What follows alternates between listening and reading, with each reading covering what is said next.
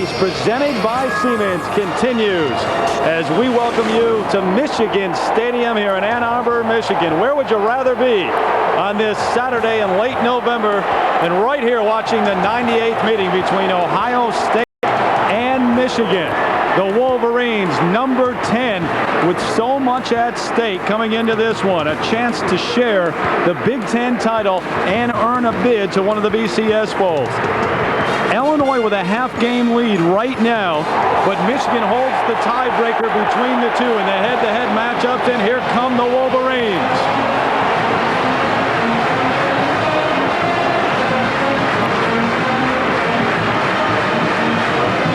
Better than 111,000 on hand here in Ann Arbor. They expect a record crowd, which would be the largest on-campus crowd in the history of college football. Hi, everybody. I'm Terry Gannon, along with David Norrie. The Wolverines trying to win a share of the Big Ten title for the 4th time in the past 5 years with a win today. And if they're able to pull that off, David, many would say this might be Lloyd Carr's best coaching job yet.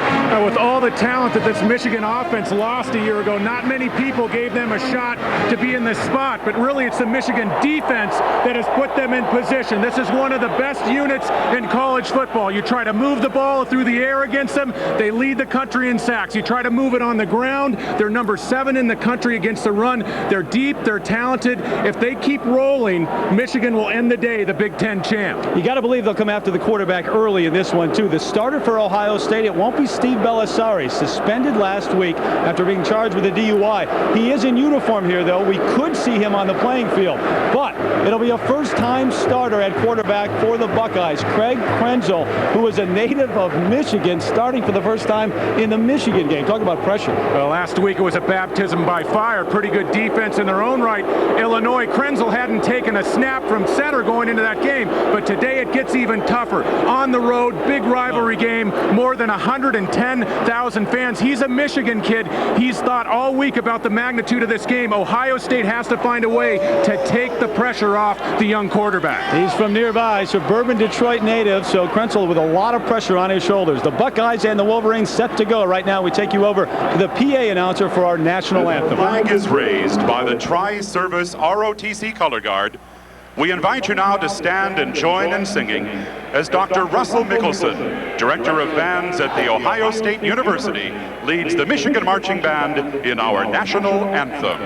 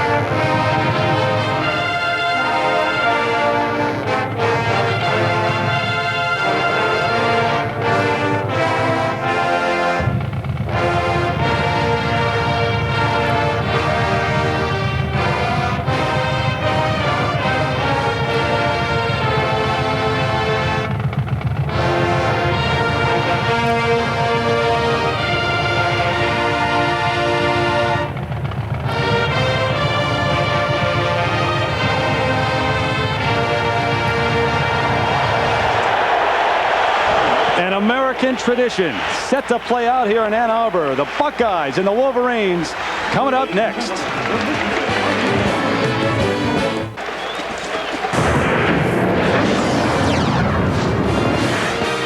It's a game in which names are made and unforgettable images are etched into our collective memory, where tradition demands the extraordinary and legends build their lasting legacies.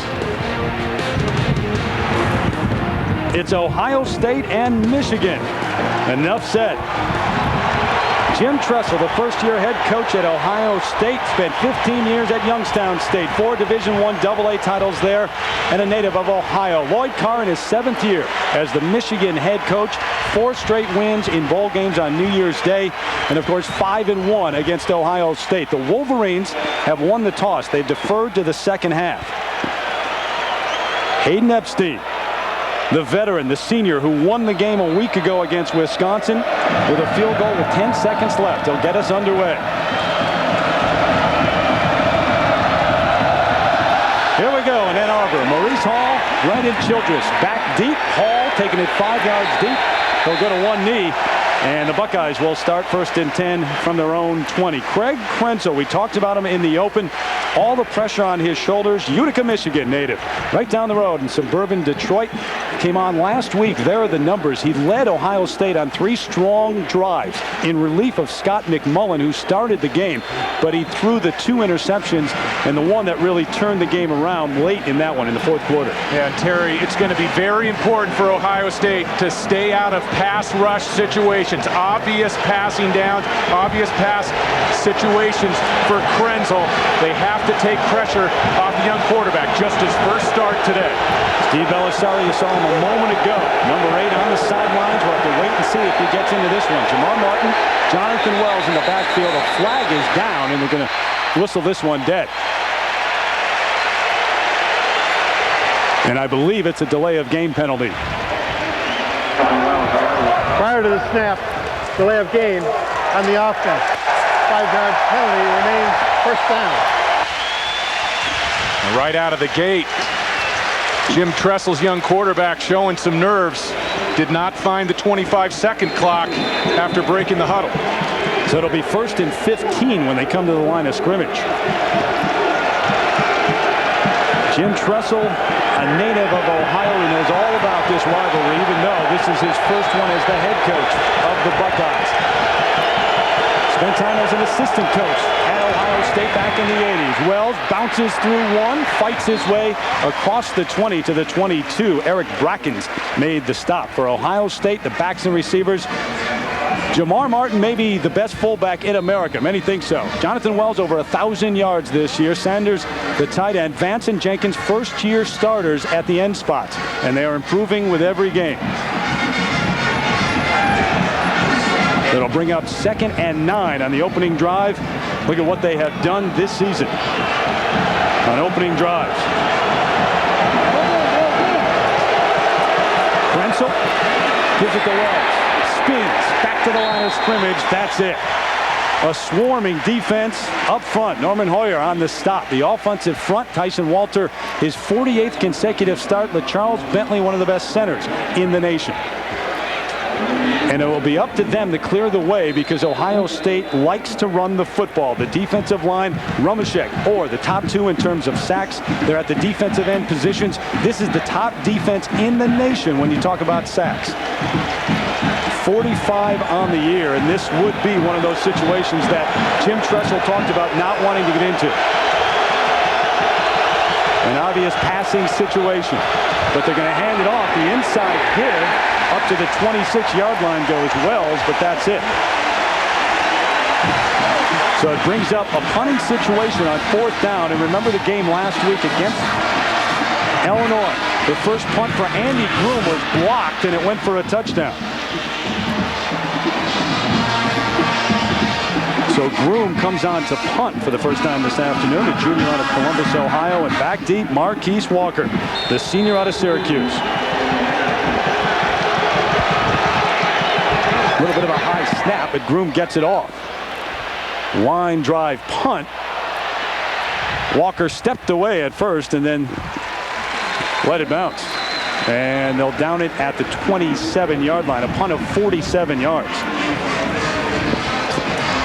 So John Navarre, the sophomore, will lead the way for the Wolverines. This is an offense, David, as you look at his numbers, they're much better at home than they've been on the road, but an offense that has definitely taken some heat this year. Yeah, they've taken some heat because they've been very inconsistent, especially in Big Ten conference play. The passing game last week, only 58 yards for John Navarre through the air. 1st and 10. Askew in there as the only setback, but Navarre throws it away. The intended receiver, Ronald Bellamy. You look at the starters for Michigan, B.J. Askew, a bruising tailback, former fullback. They'll use him there as well. They go with the double tight end set often with Thompson and Seymour. Bellamy and Marquise Walker, 5 catches away from being at least tied with Anthony Carter, 6 away from being the all-time leader in Michigan history in terms of receptions. Seymour in motion on second down. B.J. Askew, tough running over the left side. Not much going on there at all. Tim Anderson from Clyde, Ohio, makes the hit. The offensive line, a good one that's improving. Kurt Anderson, the emotional leader there. He's been solid throughout the season. Bit of a surprise, too, for the Michigan coaches. Defensive front for Ohio State. They're young. They have 3 sophomores there.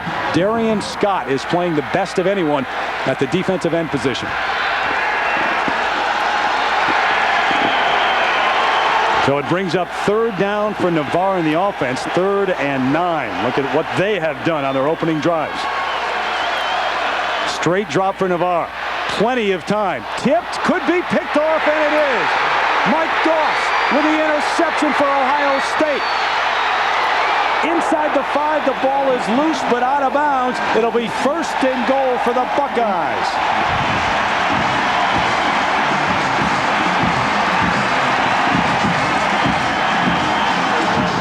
Well, John Navarre gets in trouble right away, thrown in traffic over the middle. Ball deflected by Dubuque, the big tight end. And Mike Doss, if there's a big play safety in the country, it's Ohio State's Mike Doss. Reads the deflection, makes a nice break, and a couple of steps from taking this all the way. And the junior from Canton, Ohio, brought it back 35 yards. His 2nd interception of the year, and it's a huge one. 1st and goal. Martin and Wells in the backfield, out of the eye. Jonathan Wells looks to get outside. Can he get there? The cut back to the line of scrimmage, and flags everywhere. Charles Drake was the first one to get him. This might be a face mask. And Larry Foote, the All-American middle linebacker, arrived quickly.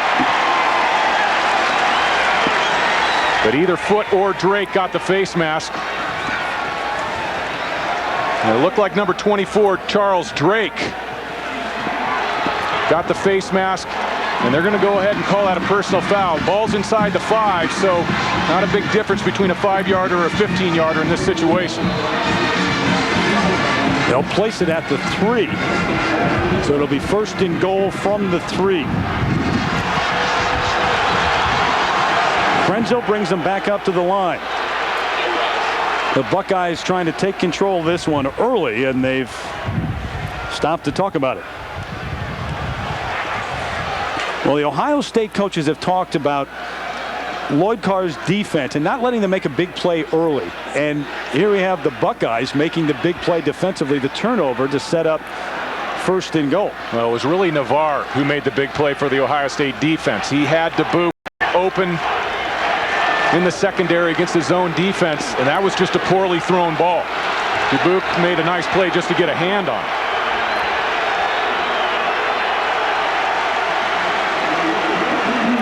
So they'll move it down to the 2 after some discussion. 1st and goal, Ohio State. Outside the tight end in motion. Wells up the middle. Can't get there. May have gotten to the 1 before Eric Brackens hit him along with Cato June.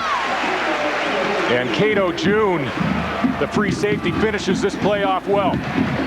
Jonathan Wells initially hit, keeps his legs moving, but Cato June comes up and makes sure that Ohio State does not get into the end zone. A couple of hard-hitting safeties for the Wolverines in June and Drake. And a hard-hitting tailback in Jonathan Wells. He's one of the more physical runners you'll see in the Big Ten. And maybe the best lead blocker you're going to have out of a backfield. Jamar Martin. Wells tries it again, bounces outside, he's going to get there. Touchdown, Ohio State. They're on the board first.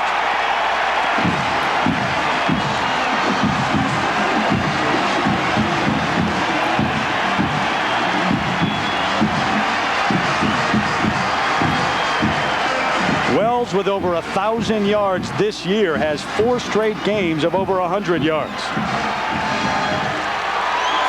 Only needed a couple that time.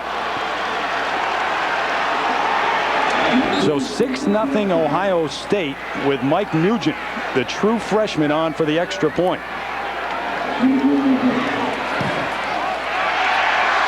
Up and through.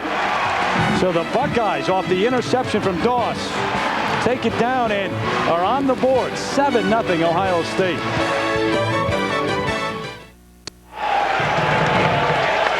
$7-0 Ohio State early in this one on the 1-yard touchdown run by Jonathan Wells, his 13th touchdown of the season. Chris Perry back deep along with Todd Howard. Waiting the kickoff from Josh Houston. Take another look at this. Yeah, Dan Rumashek, number 92, makes a great play to get there and misses the tackle. And you've got to take Jonathan Wells low. You got to wrap him up. Had a big week last week, 192 yards against Wisconsin, and that was really through 3 quarters. 2 big running backs in that backfield for Ohio State. Martin and Wells. Here's the kick. Todd Howard at his own goal line. Fake the reverse. Here comes Howard with a C on the near sideline across the 40.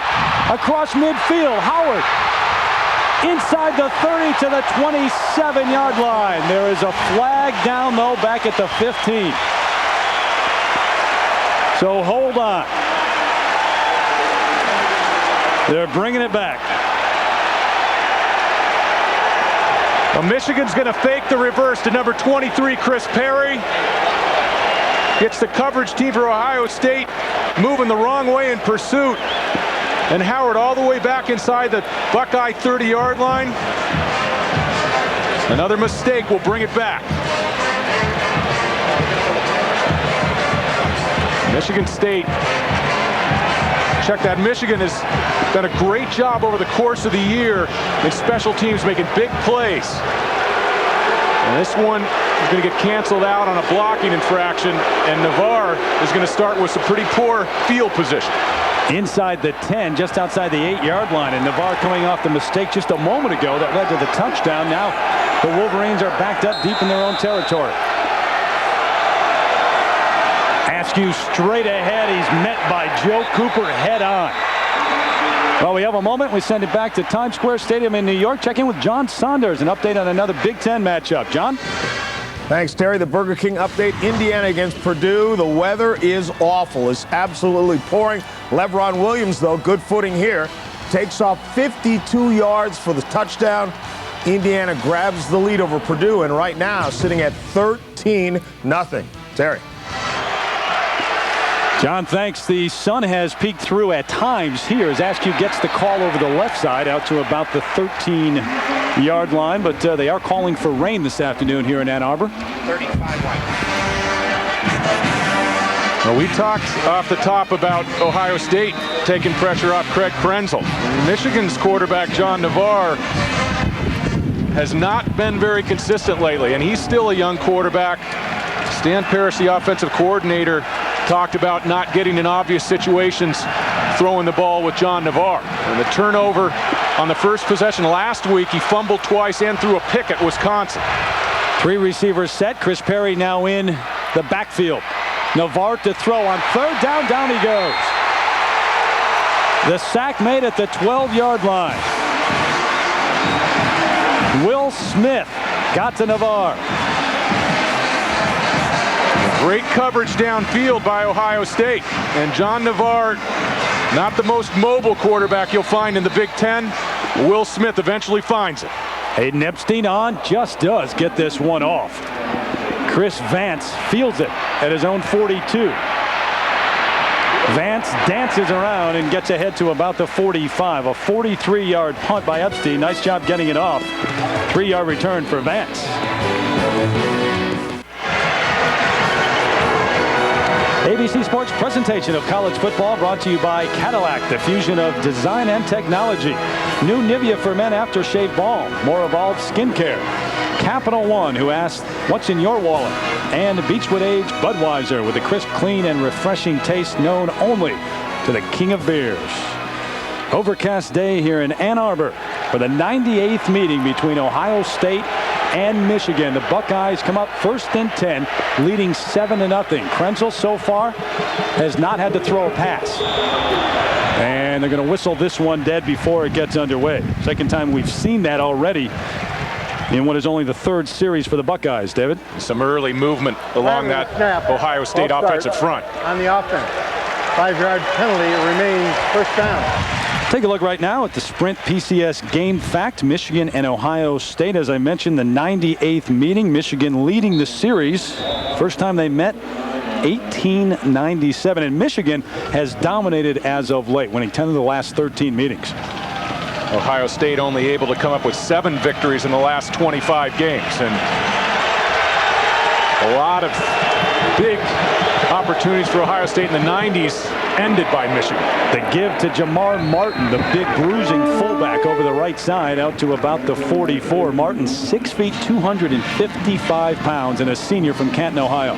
John Cooper, of course, fired at the end of last year. Jim Tressel takes over, and Cooper, really the most important reason why he had to move on was his lack of success against Michigan. You go back to the 93 game, the 95 game, both years where Ohio State brought undefeated records into this rivalry contest. Well, Cooper won almost 72% of his games at Ohio State, but he was 2-10-1 against Michigan, and that was it. 2nd and 11. Krenzel throwing this time off a play action going up top. Good coverage down there. Incomplete. Michael Jenkins, the intended receiver, but Todd Howard was step for step with it. Now this is a well-thrown ball by Krenzel off play action. And Jenkins is a big receiver, 6'4", 200. Now Howard battles him all the way. Ohio State's going to try to take advantage of some of these matchups on the outside. Howard only goes 5'10". Buckeyes will take their chances down the field, trying to take advantage of that size. Jenkins and Vance, the 2 first-year wide receivers, have come on strong in the last 4 games. Jenkins had 10 catches a week ago against Illinois. They give it inside to Wells. Cuts back across midfield and close to a first down. Good block by LaCharles Bentley to spring him, the center from Cleveland. We'll see where they mark it. And Jonathan Wells, 4 consecutive games over 100 yards on that last run. Shows you a little bit of his ability to keep the pad square. Some nice lateral movement. And last week against Wisconsin, really carried this team with the run game. 192 yards. And the Buckeyes, Terry, really had to abandon that run game in the 4th quarter when they got behind the Fighting Illini. Then it was about the only time in the game where their offensive line didn't dominate. And it is a first down, so they'll move the chains. Jim Tressel, he knows all about this rivalry and what we were just talking about in terms of John Cooper and how important it is in Columbus. When he appeared at that basketball game on January 18th, there was one school he singled out, making his first real public appearance as the head coach, and it was, of course, Michigan.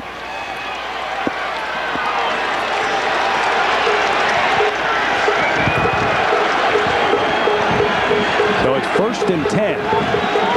There goes Chris Vance, split out to the far side. Martin in motion, coming across. Wells looking for a block. Not much going on, though. Tough running to the 45. Charles Drake came up from the strong safety position to make the hit. Take a look right now at what he said. That you'll be proud of our young people in the classroom, in the community, and most especially in 310 days in Ann Arbor, Michigan, on the football field. Even named the days, 310 days. And don't think for a second that didn't hit the newspapers and the TV stations. Been talking about it, yeah, all week here in Ann Arbor. Wells ahead for about 3. And this has been a rivalry which may be the greatest in college football. Over the years, you've had some trash talking from players before games. You remember Jim Harbaugh guaranteeing a victory back in '86 and a number of other guys. The last few years, no one has been willing to talk coming into this one. Lloyd Carr, the head coach for Michigan, he makes it a point, not publicly, but behind closed doors to not give Ohio State any bulletin board material. Now they're passing down for the Buckeyes. 3rd and 7. Play action. Krenzel under pressure. Jenkins is out there, but he overthrew him. Shante Orr was all over Craig Krenzel.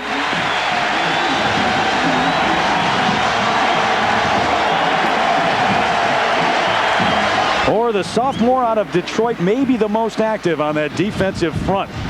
They get great play inside with the defensive tackles. A lot of speed on the outside with the defensive ends on the pass rush.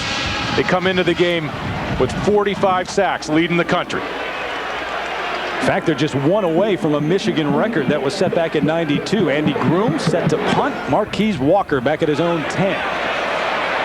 You're going to watch this one sail into the end zone. So the Wolverines will bring it out to the 20 after the 42-yard punt by Groom. The Buckeyes up 7-0. Washington and Miami, BCS implications, no doubt there. Washington have a shot in that one, Dave? Well, you look back to last year's game up in Seattle. A lot of the same kids playing this afternoon. The Washington dominated that football game, but Miami really on a roll. Michigan's 3rd possession. They have yet to get a first down. The swing pass to B.J. Askew, still in bounds. Finally brought down. And he stayed in bounds right out at the 20-yard line. Good pursuit by Ohio State. So Navarre's got to get this offense going. We mentioned the struggles, especially the last 4 games or so. And they're still looking for that first down. Yeah, and this Ohio State defensive front, not real easy to run the ball against. And Navarre's going to have to make some plays through the airways to loosen things up. 2nd and 10. Calvin Bell in motion. Going to give it to Askew. Joe Cooper right in the backfield to meet him there. He may have lost a yard. Tim Anderson in there as well. Well, last season, Warwick Dunn, Marshall Faulk staged a thrilling back-and-forth battle. Decided in the final seconds by Dunn, as a matter of fact. Monday night, Tampa Bay taking on the surging St. Louis Rams on top of their division. Bucks and the Rams, Monday Night Football, right here on ABC. Now the 3rd down coming up for the Wolverines. They have yet to convert one. Navarre, plenty of time. Has a man open. It's Walker with the catch. He's got a first down at the 35. Knocked out of bounds by Derek Ross, and that's a matchup David will watch all afternoon. And Ohio State was dropping a linebacker out underneath this route. This is good arm strength by Navarre. Look at 58, Cortland Bullard, and then Ross, number 7. And a great job by Navarre to fit that ball in. That was a difficult throw out on the sideline. Gain of 15, and Marquise Walker now inching ever so closer to Anthony Carter's record. 35 straight games with at least 1 catch. First down. They're going to run the reverse. Here comes Bell with lead blockers, including Navarre, who threw a good one. Bell upended at midfield and into Ohio State territory after a gain of 16. Well, Michigan hasn't had great pass distribution with the wide receivers. Marquise Walker, 66 grabs, and Bell and Bellamy less than 20 apiece. And Bell's more likely to make plays running the football for this Michigan offense as opposed to catching the ball. He's got 3 touchdowns on end arounds and reverses. And has a nice feel for cutting the ball back up inside. And in many ways, this doesn't look like the Michigan offense of old. They have run a number of reverses, sometimes trick plays. As Askew gets knocked down after a gain of maybe 1. Tim Anderson on the stop. Yeah, the Ohio State defensive coaches, you come into this game, and usually it's a physical game, a game of running the football, but the Ohio State defensive staff was not real concerned about Michigan running the football. They wanted to stay focused on Marquise Walker not making big plays. They were worried about the screen pass ability of Michigan and also, as you mentioned, Terry, the trick plays. Big plays really a key for them defensively. They gave up some key 3rd down conversions against Illinois in that loss. Play action, Navarre, Bellamy on the near sideline. He overthrew him. Donnie Nicky, the free safety, step for step.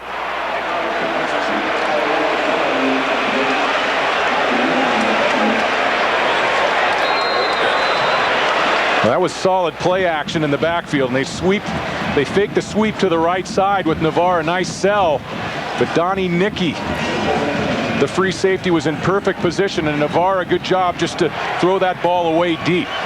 Nicky with interceptions in each of his last 2 games. 3rd and long, 3rd and 10 here for Navarre. Quick drop, quick throw. He's got Walker, who's just pounded.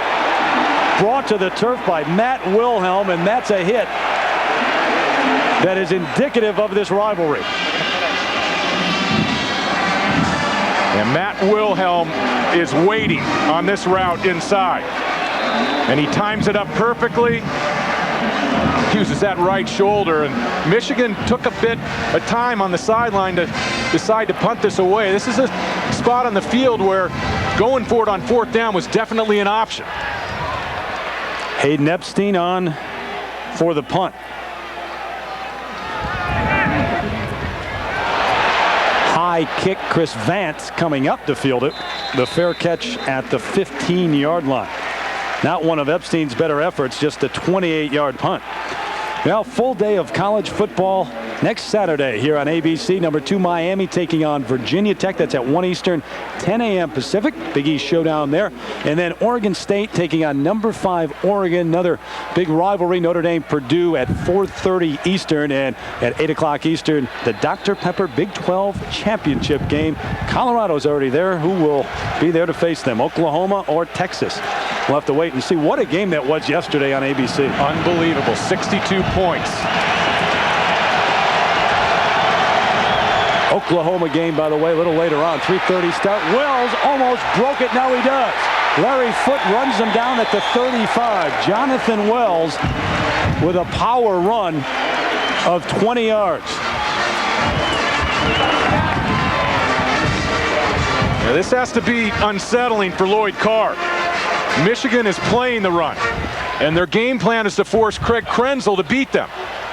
Ohio State's lining up against an 8-man front, and they're getting big push with the offensive line, and Jonathan Wells is stepping through tackles. 192 yards against Illinois, 47 today already. Here goes Wells, looking for room, cuts back, nowhere to go.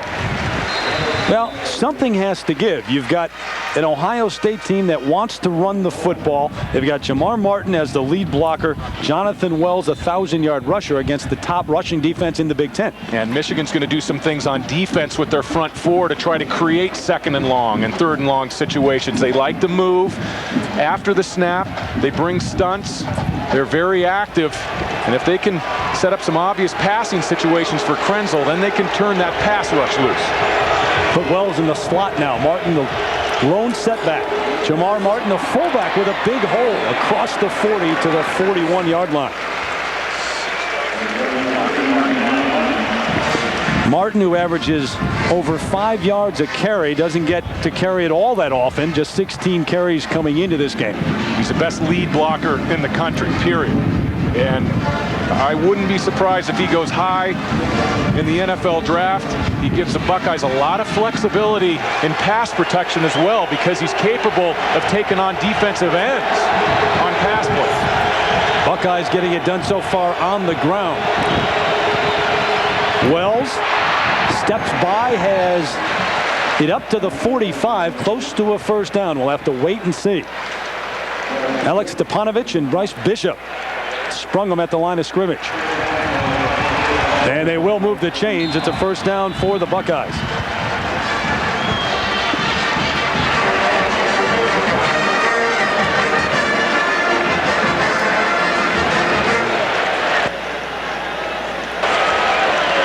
Well, you couldn't draw it up any better and see it play out for Jim Tressel. This is what he wants to do offensively. Keep it on the ground. Keep Krenzel, the first-time starter, away from having to make mistakes, long passing 3rd downs. Martin straight into the line, maybe gets to the line of scrimmage. A nice job of play calling by the Ohio State offensive staff, and they've come out on a couple 3rd down situations and run the football, and they've done it with some success, and that's another way to take pressure off your young quarterback. First quarter comes to a close. The 98th meeting between Ohio State and Michigan. The Buckeyes with the lead, 7-0 after the interception and the 1-yard run by Wells.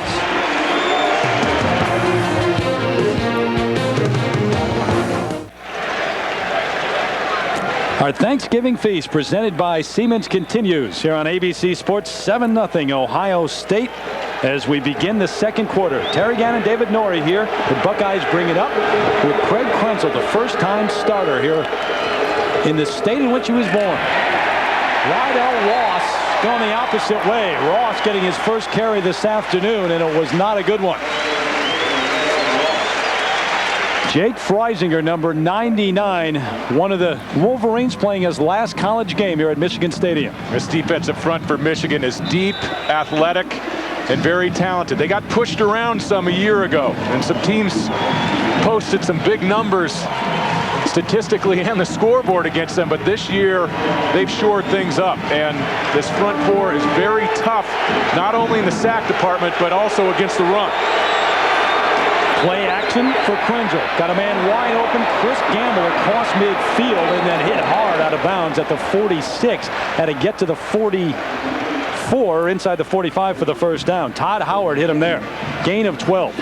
What Ohio State is doing here early is they're max protecting. They're keeping backs in the backfield, making sure that Krenzel is freed up to deliver the ball outside. And they're going with 1 and 2 wide receiver routes outside. Nice safe throw on a 3rd and long situation.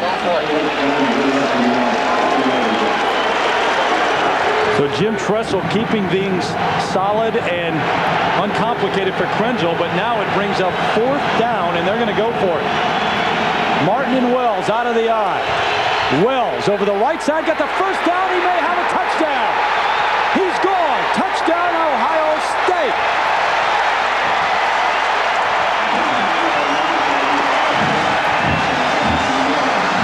Jonathan Wells, 46 yards for his 2nd touchdown of the afternoon.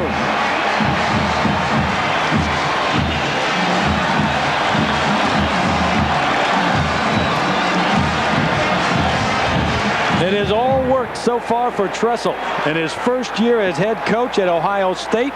His first matchup with Michigan as the head coach, and everything is clicking right now. On 4th and 1, Wells takes it to the house. Nugent on for the extra point. It's up, and it is good. Wells with a touchdown run, and Ohio State is rolling early in the second here in Ann Arbor.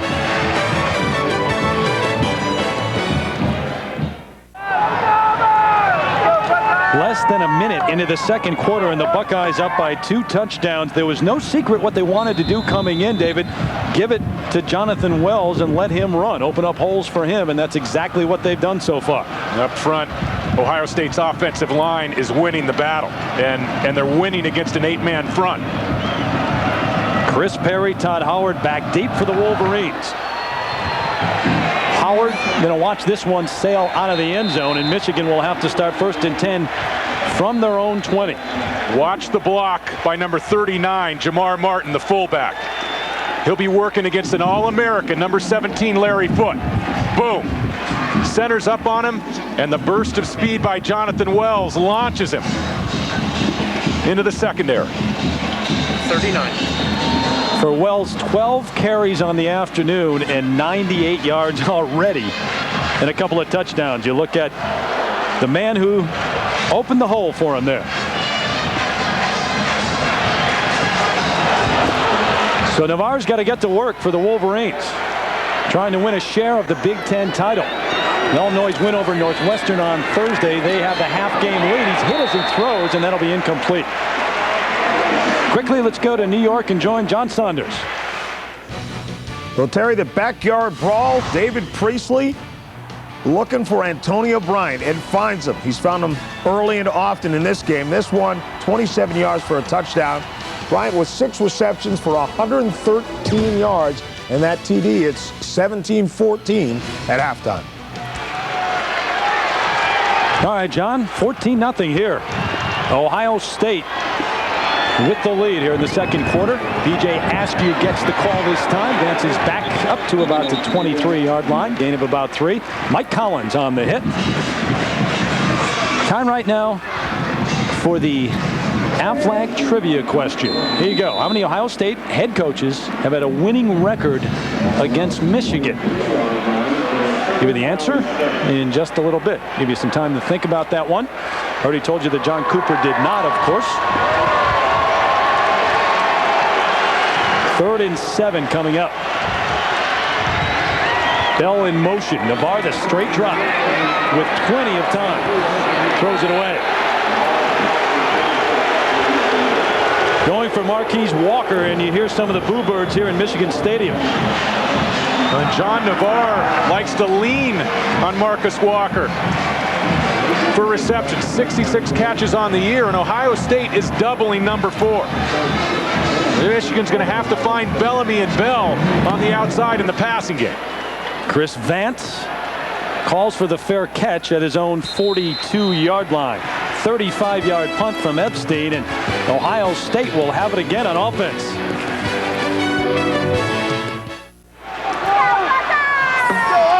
We welcome you back to our Thanksgiving feast presented by Siemens Ann Arbor, Michigan. 14-0 Ohio State as the skies darken. A little bit of rain. You can feel it coming down, and things are dark right now for the Wolverines.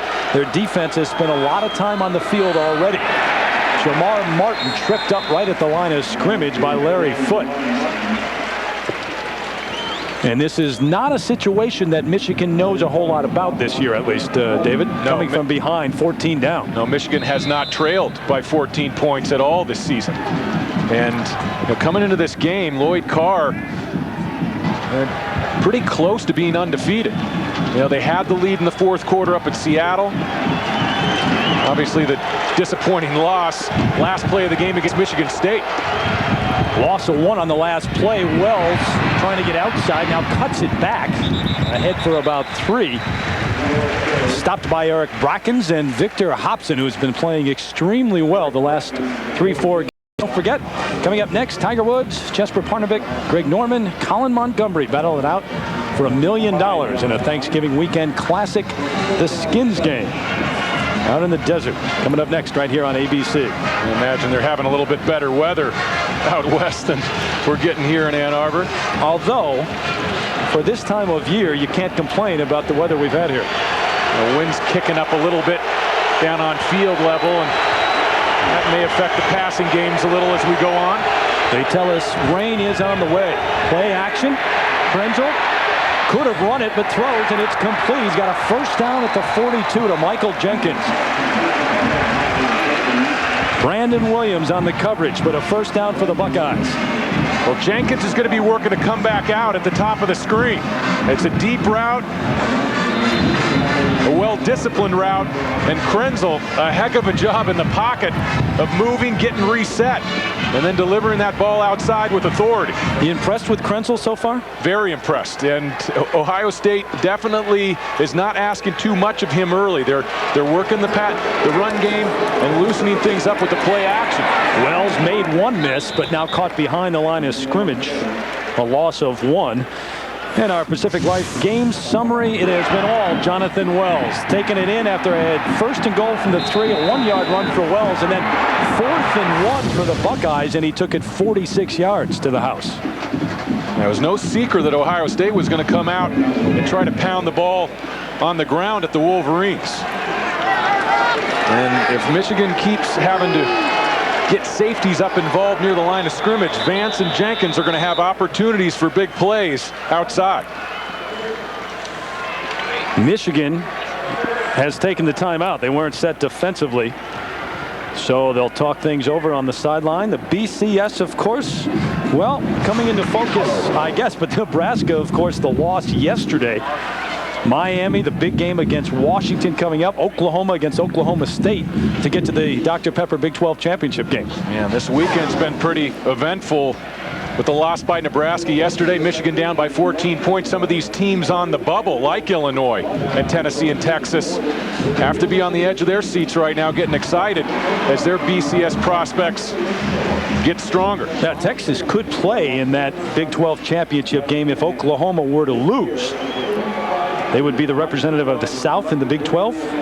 I couldn't believe my eyes yesterday in that Nebraska-Colorado game. 62 points, the most points ever racked up against the Nebraska defense. Well, they have 45 points in the first half. You look at the action tonight here on ABC. Washington taking on Miami. Beat them last year, stopped the winning streak, 58 games down in Miami a few years ago. Notre Dame and Stanford. Your lineup tonight here on ABC. It's been all Ohio State so far in this rivalry, though. 2nd and 10. Out of the shotgun is Krenzel. Inside give to Wells. They've run that a couple times. This time not with much success, though. Back to the original line of scrimmage. Lazarus on the stop. Sean Lazarus. Shane Olivier down for the Buckeyes, the starting right tackle.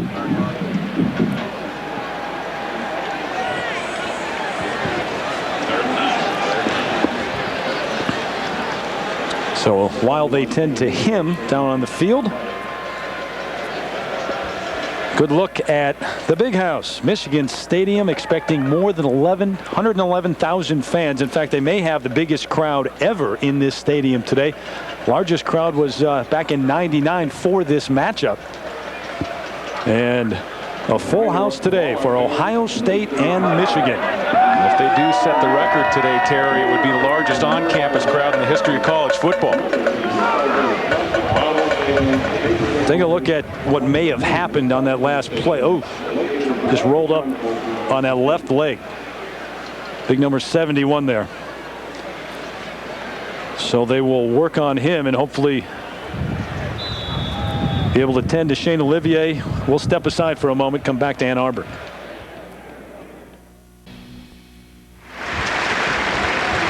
Back in Ann Arbor a moment ago, Jim Tressel down there on the field holding the hand of Shane Olivier, who was injured on that last play. And now they have him on the cart. His afternoon is over here at Michigan, and that's a big loss for the Buckeyes. He's been playing awfully well, David. That's really a shame, and he had a big block on the touchdown run, the 4th down touchdown run by Jonathan Wells. Go back to New York and check in with John Saunders. John? Terry, Indiana and Purdue, we told you, playing in this downpour. Brandon Hance didn't get the start for Purdue. Kyle Orton is there. 14 yards to John Stanford. And Purdue gets on the board trying to climb back from a 13-0 deficit right now within 6 points. Terry.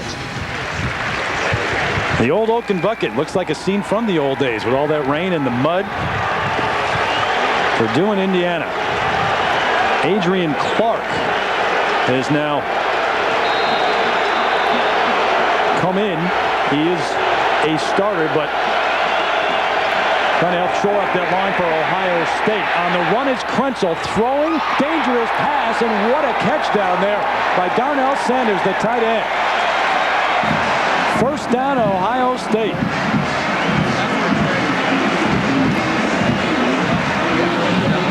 Craig Krenzel has made 2 great throws on the move to his right. And look at him put a little air under this to beat Larry Foote, number 17. That's a great ball and an even better catch by Darnell Sanders. Look at his numbers on the year. That was a gain of 17, and Krenzel gave his receiver a chance to catch that ball. Threw it up in the air. Sanders 6'6", went high in the air to get it. It's not easy to do, to put touch on the football to the outside on the move. So it's 1st and 10 Ohio State as they continue to break down this Michigan defense. Top defense in the Big Ten. But Ohio State's been able to move the football all day so far. Talking about the clock right now, and Jim Tressel, well, you can't see it on his face. He doesn't show much emotion, does he? But he's got to be thrilled with what's going on here. He's got to be very pleased with the mix of run and pass. And Ohio State, once again, in scoring position. Martin and Wells out of the eye. Wells already over 100 yards. The 5th straight game in which he has done that. And we're only in the first half. Here he comes, straight ahead. Power run down to the 21-yard line. Earlier we asked you the Aflac trivia question. Did you come up with this one? How many Ohio State head coaches have had a winning record versus Michigan? It's not many, folks. 3, including, of course, Woody Hayes. 15, 12, and 1. Earl Bruce, who spoke to the team last Sunday, 5-4. But the Woody Bow battles revisited today because the first 7,500 people coming into the stadium received Woody and Bow bobblehead dolls. I got to get one of those. Classic. Wells, a big hole over the left side. He almost broke that one. Down to the 14. Got to get to the 13 for the first down. We'll see. There you go. You got to love the sunglasses on Bow there. They're giving out the Bow bobbleheads today, but they have the Woody bobbleheads too. Yeah, some nice shades. You see, Bow's got his hands in his pockets, and Woody's got his arms crossed. That signature short sleeve dress shirt. Unbelievable. And there is Bo Schembechler up in his box up there watching the game right here at Michigan Stadium. Visited with him yesterday, and boy, he's having a great time in life right now. Wells can't get outside. Victor Hobson was there to trip him up. Now, Michigan has a great core of linebackers, and Victor Hobson, huge matchup against Jamar Martin at the point of attack today, going up against the big fullback for Ohio State. And as you mentioned, Terry, Hobson playing very well in the Big Ten schedule. Very flexible linebacker, has the ability to cover tight ends on the outside. David, these long drives too, exactly what Jim Tressel wanted to have his young quarterback involved in. Keeping it on the ground, throwing it when they have to. 10th play of the drive here. Wells stumbles ahead to the 17. And the play calling is going to get a little conservative here. 14-0 lead. Clock ticking down on 8 minutes to go here in the second quarter, and Ohio State wants to be thinking 3 points for sure. If Krenzel takes a shot, and if they do decide to put the ball up, it's got to be a safe throw because Krenzel knows he's got 3 points in his back pocket right now. 3rd and 15. That's what Ohio State has done on 3rd down this afternoon. Jamar Martin, the fullback, the lone setback. They offset Wells. Here goes Martin, nothing doing. Stopped right behind the line of scrimmage. Grant Bowman, number 60, hit him there. So the Michigan defense holds. And that's what Ohio State was thinking. 3 runs. One thing they didn't want to do was lose yardage. Had a fresh set of downs on the 14-yard line. And now Mike Nugent going to have to stretch this out to about a 39-yard attempt. Didn't want to put his young quarterback, though, as you said, in a position where he was going to make a mistake and maybe turn this game around here. It will be a 39-yarder for Mike Nugent. Now, the troubles that Michigan's had on offense as of late, the 17-point lead is huge. Nugent 6 out of 12 on the year. Line drive, kick, and he hooked it. No good. So maybe a bit of momentum swinging to the side of the Wolverines for the first time today. Remind you that ABC Sports presentation of college football brought to you by Chevy. The cars you can depend on, the cars that last, will be there. Aflac, ask about it at work. Tostitos Scoops, the dip lover's chip. And new Pepsi Twist. Pepsi and Diet Pepsi with a twist of lemon. The crowd here at Michigan Stadium trying to get into it now. Trying to get the offense into it. As John Navarre comes up under center. 1st and 10. Going to throw on 1st down. Swings it out to Marquise Walker, who's going to back it up to the 22. 3rd catch of the afternoon for Walker, but Derek Ross was all over it. And it's going to be tough for Navarre to find Walker because Ohio State is using a safety to help out on number 4. And any corner that's matching up with Marquise is going to get help to the middle of the field and some help on deeper routes. Going to call it a gain of 3, the forward progress. So they place it down at the 25. Straight drop for Navarre. Flushed out of the pocket. Going to run for the 1st down. Sliding in at the 39. They'll move the chains. A gain of 13 for Navarre. And a good decision. Well, the Wolverines use formation. They empty out the backfield. 5 spread receivers, and Navarre has not done a good job of this in the 2001 season. He hasn't had a great feel on when to exit the pocket, but on that play, Good job to break on the quarterback draw and pick up yards. You look at the total yards this afternoon. Navarre, not the most mobile quarterback either. This one's tipped, intercepted, picked off by Ohio State, Tim Anderson. The second time this afternoon that Navarre's had a ball tipped and then picked off. Darian Scott, the defensive end, may have got his hand up to tip it. Quick passing game. 3-step drop. Defensive linemen are taught to get their hands up against the quick passing game. And that was Darian Scott, number 56, got a hand up. Anderson comes down with the deflection. Another huge defensive play by the Buckeyes, because you kind of felt when Ohio State missed the field goal, the crowd getting into this game, the offense at first completion by Navarre, then the run for the first down, maybe the momentum was swinging, and here comes Ohio State. 1st and 10 out of the eye. Jonathan Wells over the right side down to about the 26-yard line. Victor Hobson on the hit. And maybe the same strategy once again for Jim Tressel. Keep it on the ground, play it safe. Well, right now they're not in real comfortable field goal position for Nugent. With the wind on the field, he has the wind behind him. The Buckeyes and Jim Tressel would like to get some yards here. They'd love to pick up a first down, keep the drive going, but they, primarily they want to extend this lead, and if they can get Nugent closer, all the better. The toss to Wells coming to the near side. Nice play. Todd Howard tripped him up. Got a hand on the ankle. They get him right at the line of scrimmage. Don't forget, Monday Night Football coming your way here on ABC. 9 Eastern, 6 Pacific. Tampa Bay Bucks against St. Louis Rams. And over on ESPN, Sunday night, NFC Central battle, the Chicago Bears taking on the Minnesota Vikings. The Bears, one of the surprise teams in the NFL this year. As Krenzel ducked into the huddle there, he was reading the play off his armband, and usually that means a pass. Play action on 3rd and 8. They throw the screen to Martin on the near side. He's got room to run. Over one, knocked out of bounds, close to a first down. He has it. Eric Brackens knocked him out, but they'll move the chains. Gain of 12 and a well set up play. Yeah, this is good play design because they're going to fake play action, half roll to the right. They sneak Martin out to the left side. Big number 39 shows some nimbleness along the sideline, picks up the first down. Nimbleness at 255 pounds, huh? Doing a little bit more for the physical nature of his blocking, but they use him as a pass receiver. First down, there may have been contact.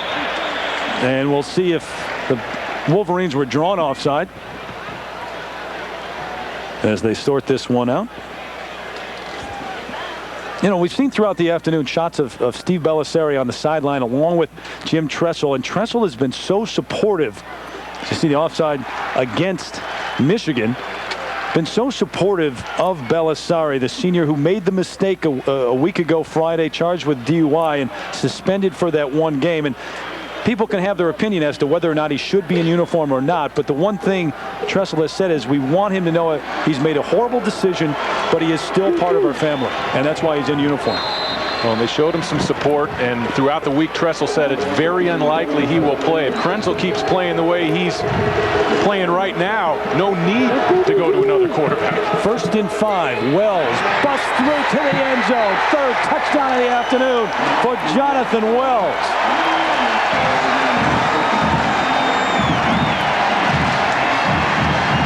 An 11-yard run to the end zone for Wells.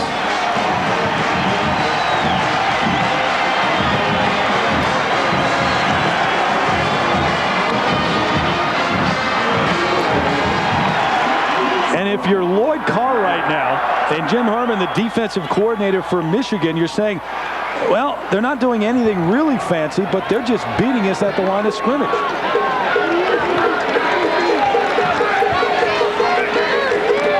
Nugent on for the extra point. His 3rd of the afternoon. So Wells well over 100 yards on the afternoon, and the Buckeyes just dominating this one on the road at Ann Arbor. Terry, when we visited with Lloyd Carr yesterday, he said it was simple coming into this game. The game's going to be won or lost up front. Said there was one key. Let's take a look at the pit.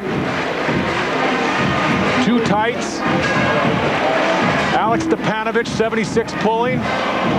And Wells is doing a super job running the football. And once he breaks through that line, Cato June, the free safety, had no chance. Nor does any other defensive back for Michigan, really, against Wells, who goes 6'1", 230. Keep an eye on the fullback, Jamar Martin. He gets another block. 192 yards last week against Wisconsin. Wells, along with the offensive line, up in Columbus, nearly carried this team to a victory. And if they would have won that game, they'd be playing for a shot at a BCS burst this afternoon. There's Josh Houston on for the kick.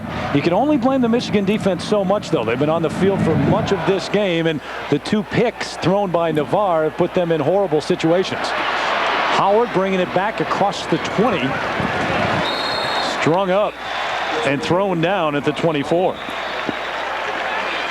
Now, don't forget, coming up on a Capital One halftime show, John Saunders, Terry Bowden bringing you all the scores and highlights from college football today. John and Terry at the half. Plenty of Ohio State fans here in Ann Arbor this afternoon and having a great time so far. It's getting close to the time where Stan Parrish, the offensive coordinator for Michigan, is going to have to start abandoning his original game plan. 21 points. They're going to open up here with the spread offense. And they're going to have to go with a more generous helping of pass plays. Navarre with only 58 yards in the air last week. 24 today over the middle. This one's tipped through the hands of B.J. Askew. Is this something that Navarre is doing, David? Well, absolutely. As a quarterback, you've got to find lanes to throw through. I mean, you're working with big offensive linemen in front of you, defensive linemen that are rushing, linebackers that are blitzing, and it's the quarterback's job to find seams, find lanes. You hit him in the shoulder football. Yeah, and there's no excuse for that. That's not just a great play by a defensive lineman. It's not a solid play by the quarterback. And Navarre's going to have to step up the quality of his play in this football game if the Wolverines are going to have a shot to come back. Well, his backup, Jermaine Gonzalez, has come on in each of the last two games in relief when the offense has sputtered. And you wonder when Lloyd Carr makes that call here. And going to Gonzalez would be a very tough decision, maybe for a series or two, but this is a huge game. This is the Big Ten championship on the line. And if Michigan wins this afternoon, they're in a BCS game. And don't you know that Ohio State would love to keep them out of that? 4 times in the 90s as you look at what Jonathan Wells has done. 1-yard touchdown run, the 46-yarder. And then just a moment ago, bursting through the right side to get to the end zone again. But 4 times in the 90s, Michigan kept Ohio State either out of the Rose Bowl or kept them from winning a share of the Big Ten title and a national championship shot. And they'd love to have some payback here in Ann Arbor today. There's nothing more frustrating than being a defensive coordinator, and in this case, Jim Herman for Michigan, knowing that Ohio State's going to come out, knowing that they're going to try to pound the ball at you, and still not being able to stop you. Look at the time of possession. Ohio State over 17 minutes so far. Unbelievable. Out of the shotgun, quarterback draw. Navarre looking to get outside. Got through the hands of Wilhelm, but stopped at the 31 by Dustin Fox, the backup strong safety.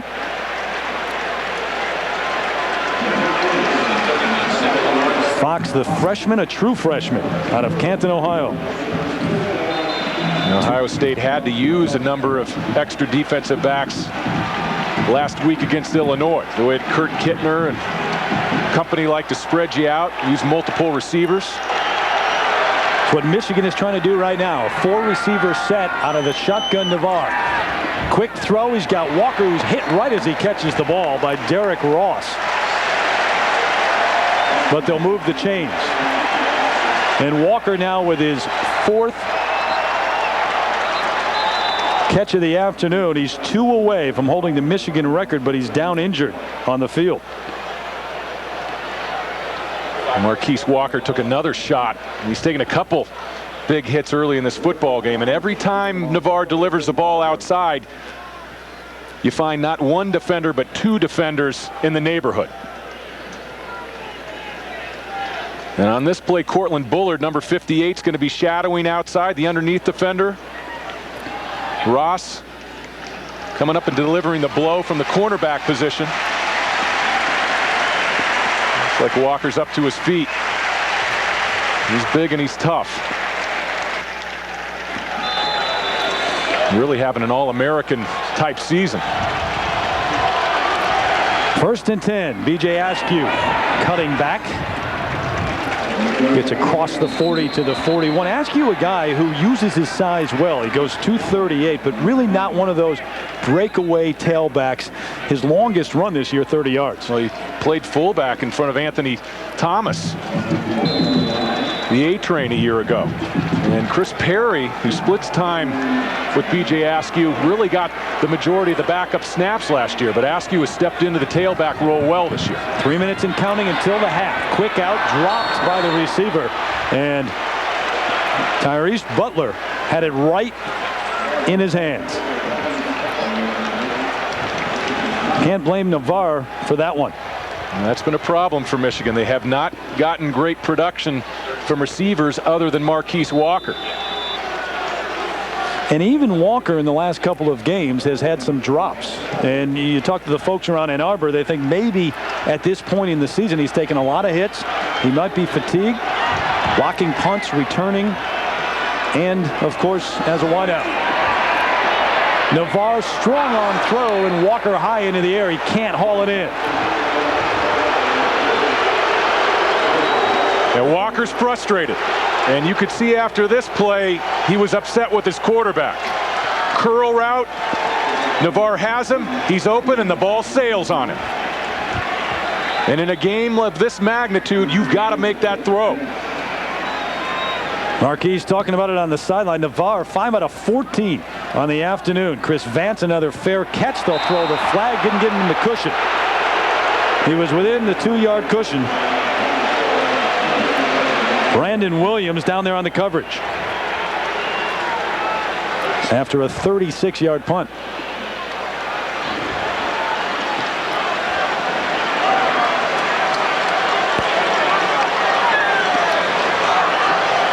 Violation of the 2-yard radius on the kicking team. 5 yards from the spot of the foul.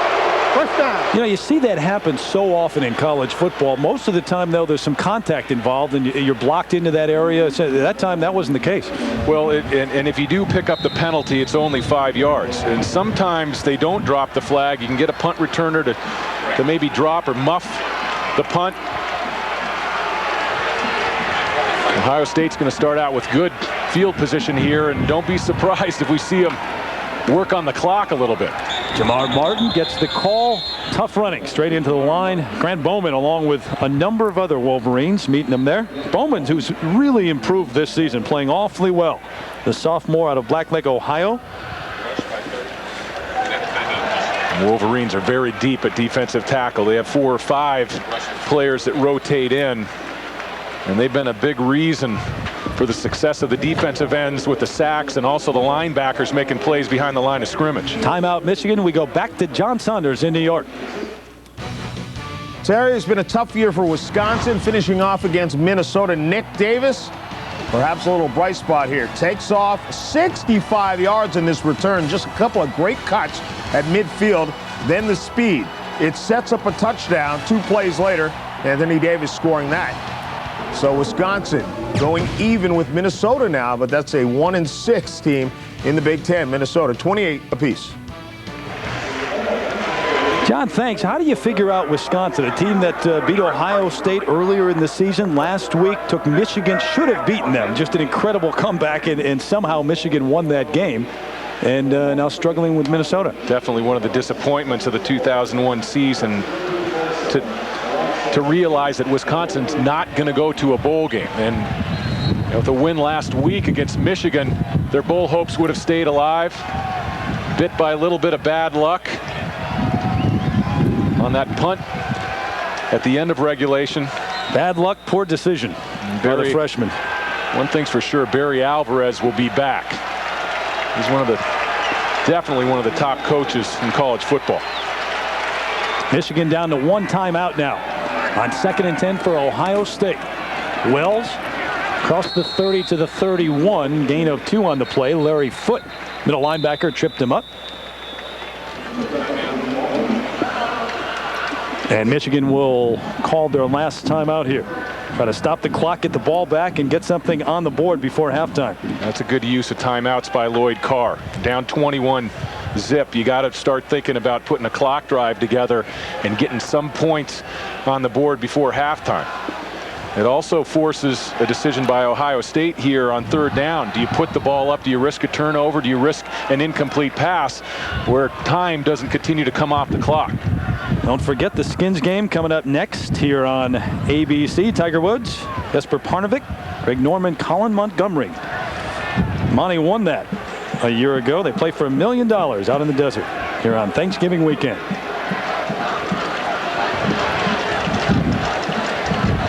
Be 3rd and 9 when they come back on the field here for Ohio State. The last thing that Jim Tressel wants to do is make a mistake right now before the half. That's a great point, Terry. And when you take a look at the impressive numbers for Jonathan Wells, when you talk play call here, be very surprised if Ohio State puts the ball in the air. And if they do, it'll be a safe pass, a screen pass, maybe to one of the backs. Krenzel's going to put it up. Throwing out of the backfield, that's Martin with the catch, fighting to try to get to the first down marker, won't get there. Good pursuit by the Wolverine defense. Charles Drake got there first, but they did put it up in the air. And the Ohio State staff showing a lot of confidence in young Craig Krenzel. And once again, Krenzel comes through. Lloyd Carr trying to get his troops off the field and back on for the punt return. Marquise Walker awaiting the punt from Andy Groom. The book on Krenzel was not much mobility, and we didn't see a lot last week against Illinois. Remember, Groom had one blocked last week against the Illini. Folks in Champaign watching this one with interest.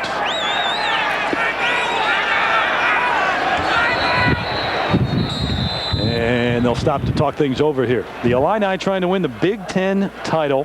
Had the win on Thursday against Northwestern to get to 7-1. A half-game lead over Michigan, but Michigan holds the tiebreaker. In the head-to-head matchup, the Wolverines won.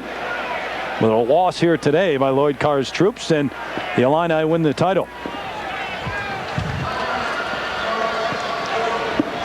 Fired. They call timeout, Ohio State. Jim Tressel, nice job using his timeouts. Use as much clock, game clock, before the punt as he could. Calling a timeout just before the 25-second clock expired. And now it's John Navarre's turn at quarterback to try to get some points here before halftime. Well, some great games in the history of this series. The rivalry that probably is the best in all of college football. Back to '94, John Cooper, his first win there. Eddie George, Heisman Trophy winner, taking it down. And it was 22-6, the victory for Ohio State that year. But, of course, Cooper 2-10-1, as we've mentioned. And one of the reasons he is no longer on the sidelines for Ohio State. Maybe the main reason. Low snap. Groom just does get it off. Not a very good punt, but he got it off. Walker comes up the field, and a dangerous play by Marquise Walker, but he falls on it. At the 30-yard line. Buckeyes real close to getting a 15-yarder at the end of that play. Walker, nice job to come up and make the play. And Derek Ross, number 7. Probably should have picked up a personal foul on that. Ball was loose, though, and it was tough to tell if you're Derek Ross whether or not it was a fumble at that point or not. At least that's his argument. You can always touch the return man instead of leading with the helmet there. True. Not impressive numbers so far for Navarre. Trying to get something on the board before the half. Askew had 3 Ohio State defenders all over him, and Navarre threw it into the ground. And Ohio State was ready for that one. All week long, they were concerned about the screen plays, using the aggressiveness of the defensive line and their linebackers against them. And they smelled that one out. So 1:27 left until half. Brings up 2nd and 10. Not a bad weekend so far of college football. The big upset yesterday, Colorado with the win, and now Ohio State trying to pull off the same. The ball's on the turf. The Buckeyes may have it. It's Ohio State football. Kenny Peterson, number 97, got in to strip the ball from Navarre, and Will Smith came up with it.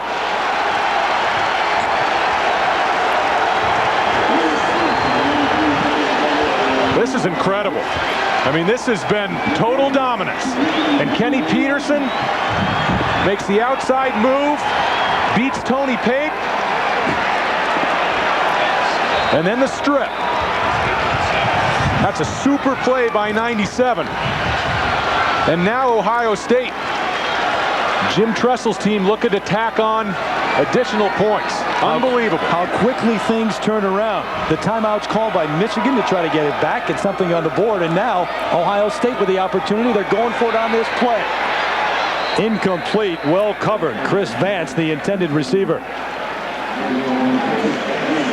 Jeremy LeSueur and Charles Drake were right there with it. Well, the Buckeyes have done a great job with Craig Krenzel. When they put the ball up and they've gone down the field, they've chosen some safer routes.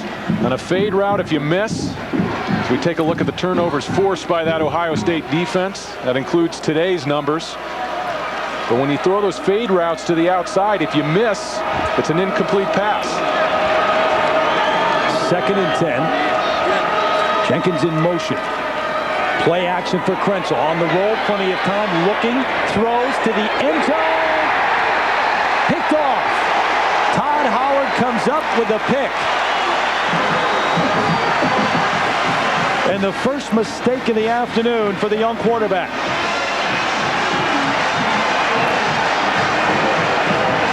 Craig Krenzel gets greedy. He has 3 points in his back pocket, an ability to take the lead to 24-zip. And he makes a risky throw into the end zone. Play action to the right. The flow of the linebackers, and then the ball hangs up. He was looking for Jenkins, and the ball was underthrown. Tough throw anyway. Rolling right, trying to throw back left. Great close by Todd Howard on that ball in the end zone. And now Michigan with a chance to come back down looking for points. And it's Jermaine Gonzalez, the redshirt freshman, number 18, who is in at quarterback for the Wolverines. John Navarre on the sideline. So the first series here for Gonzalez, the numbers on him. 7 of 13 for 88 yards, but he has spelled Navarre in the last couple of games, and he's a different type quarterback than Navarre. As you see, a flag is down.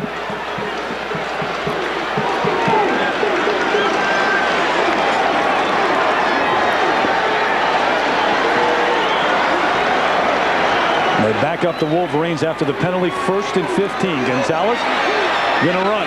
Not very far, though. Out to the 16-yard line. That's it. As the clock continues to run, Michigan out of timeouts here.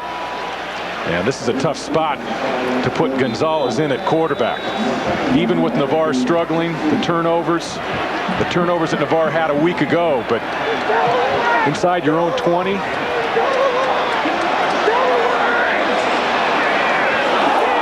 It's over his head into the end zone. Gonzalez trying to knock it out of the back of the end zone. That'll go as a safety. So the gamble doesn't pay off for Lloyd Carr, bringing the young redshirt freshman in to run the offense in his own territory. Well, they come out and they open up with a delay of game call. And Gonzalez gave the signal that he was ready for the snap. Didn't have his eyes on the center. Snap came quickly, but as a center, if you get that signal, look at Gonzalez. He's looking to the outside.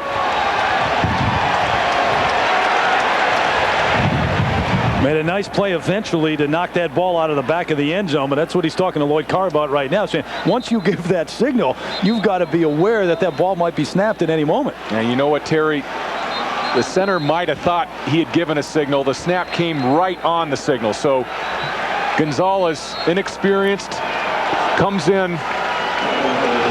And as I said, a real tough spot to be that young in a game that's this large.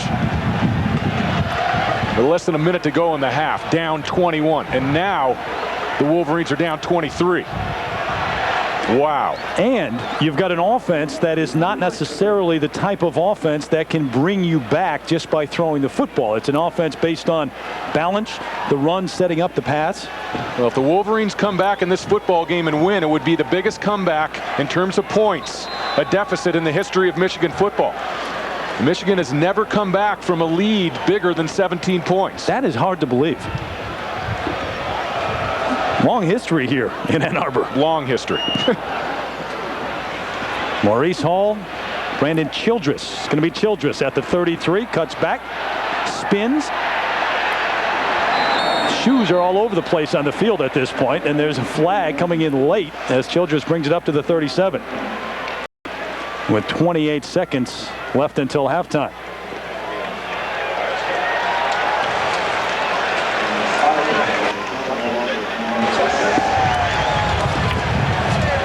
That flag. So a huge surprise so far as Thanksgiving feast presented by Siemens continues on ABC. Don't forget tonight the action, Washington taking on number 2 Miami, or the Irish taking on number 9 Stanford. That's tonight here on ABC Sports. So we are just getting started on this Saturday in late November. And what a way to get underway. 28 seconds until the half, the 23-0 lead on 3 touchdowns and a safety for the Buckeyes.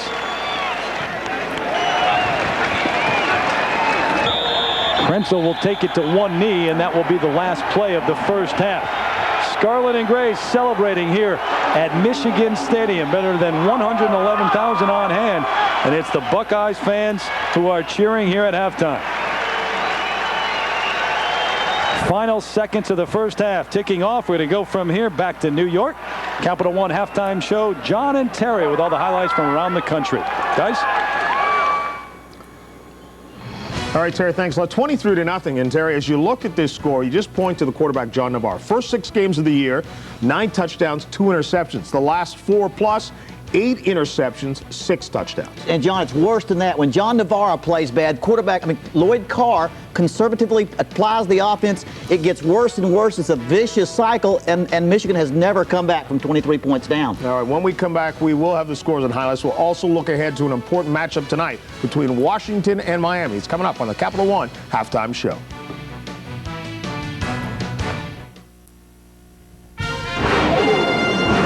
Capital One Halftime Show, presented by Capital One, who asks, what's in your wallet?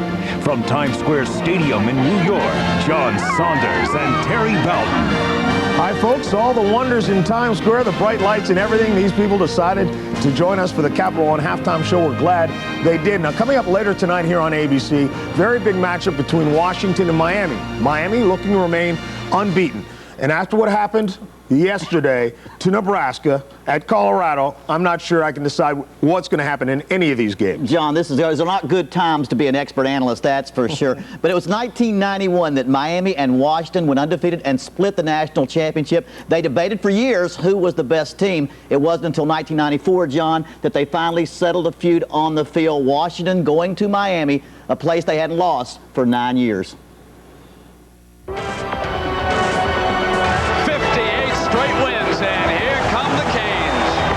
It was loud, it was packed. They already had our tombstone up on the wall, 58 or whatever it was.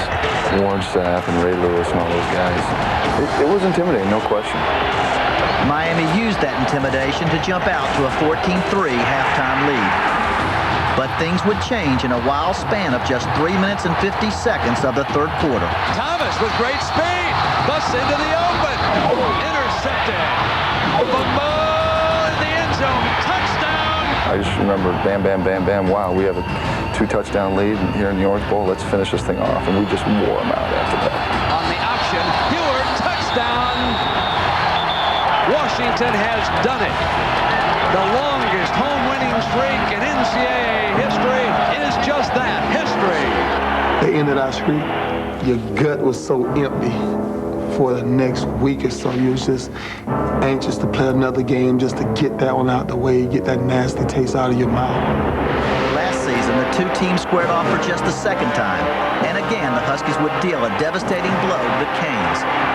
The early season loss was Miami's lone defeat and kept them from playing in a national championship game. But that was then, and this is now, and I still think this is the most talented Miami team I've ever seen. John, for Washington to have a chance, they're going to have to play ball control, field position, and keep it close till the fourth quarter. What did you think would happen yesterday in the Nebraska-Colorado game?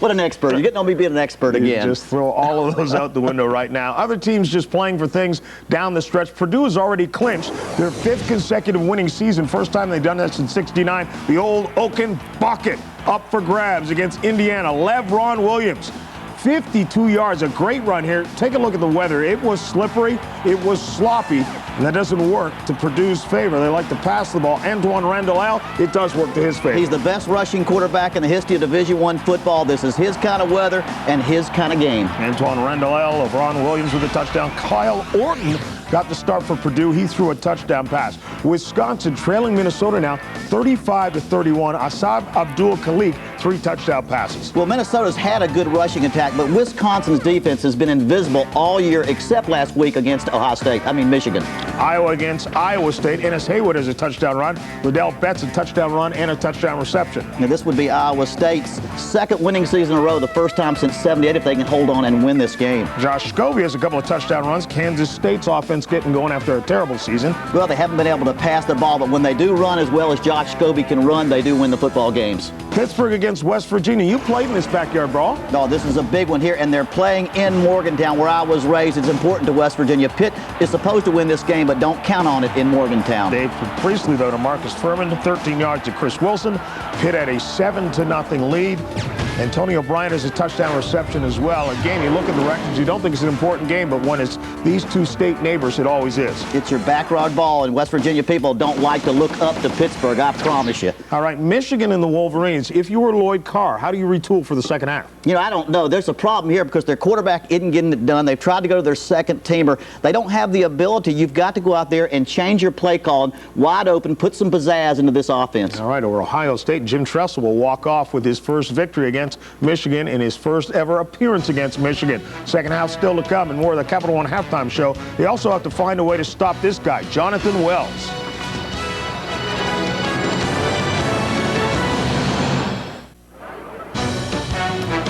Welcome back to Times Square Stadium and the Capital One halftime show. A reminder, coming up later tonight, 8 o'clock Eastern Time, some of you will see Notre Dame take on Stanford. Stanford having a terrific season. For the Irish, they have to win this week and then next week against Purdue just to get to a bowl. Well, the Pac-10 is 22-5 against non-conference competition, and most people think of the Pac-10 as passing the ball, but Stanford, they run the ball. This year, they have the 2nd best running attack in school history. Terry, as you know, later this season, Brian Allen of Stanford has a chance to set a single-season rushing record for the school. But whether or not he gets the record or not doesn't matter. He feels this has been a very special year. He has played with his best friend, an angel on his shoulder.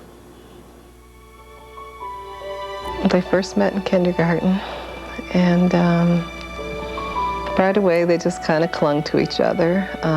Brian was very shy, and Rashidi's always been the little ham, and they were not just best friends, they were brothers. Growing up in Ontario, California, Brian Allen and Rashidi Wheeler were known as the duo. They shared everything: clothes, food, rides to school, and dreams of the future. At prestigious Damien High School, Brian was never far from Rashidi, a popular role model on the field and in the classroom. Rashidi was the focal point. When he walked in the room, people just turned and looked at him. He had that special quality that a lot of people don't have, where he's like always on camera. You just want to go and talk to him, see him smile, listen to his jokes. He just really just filled up the room. Brian and Rashidi set high standards for their academics and their athletics, and they vowed to strive for their dreams. Each promised that if one stumbled, his brother would not let him fall. Graduation came, and Brian, quiet and shy, earned a scholarship to Stanford. Rashidi, with his constant smile and the aura of an angel, won a full ride to Northwestern.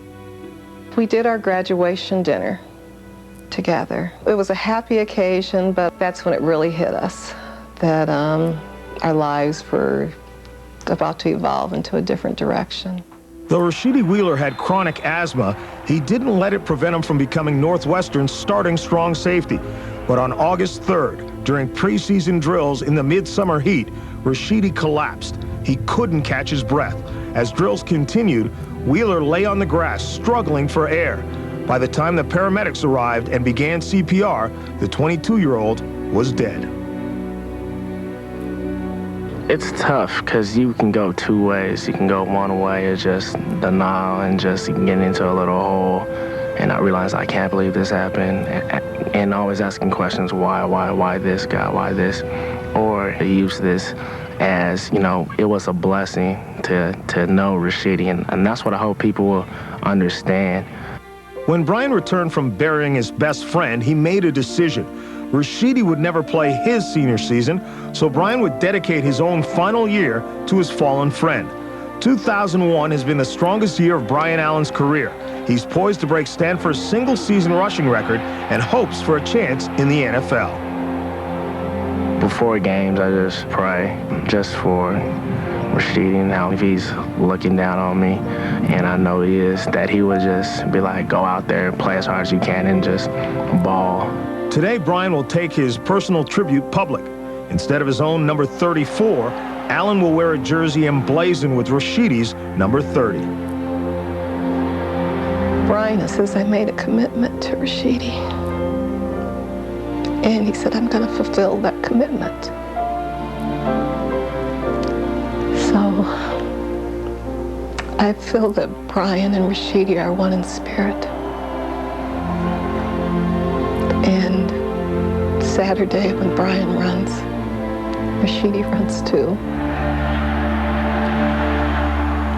Terry, heard Brian Allen talk about it. He says you can go one of two directions, and he clearly has taken the more positive direction. As a coach, when you get a tragedy like this in your program, how do you handle it? Well, John, you know, I had a tragedy like this in 1989 at Stanford University, lost a player coming off a practice field. And again, it can be devastating on your season. But you impress upon your players to show more love for each other, care for each other. You may not win football games, that doesn't matter, but I think you come together as a football team. On the bigger picture, the NCAA now some concern about these off-season practices, especially in this case, there were cameras there that shouldn't have been there. John, almost every team in America has these quasi-organized summer practices. I always had to have mine a little tougher than everybody else's, but for the safety and health of these players, the NCAA needs to step in, do something, either ban them all together or organize them, legitimize them so that we can have every coach there with his eyes watching and monitoring the activities. Yeah, if you're just doing it supposedly behind the back of the NCAA, this is when tragedies like this can occur. Northwestern has pulled themselves together. We'll continue. The second half is still coming.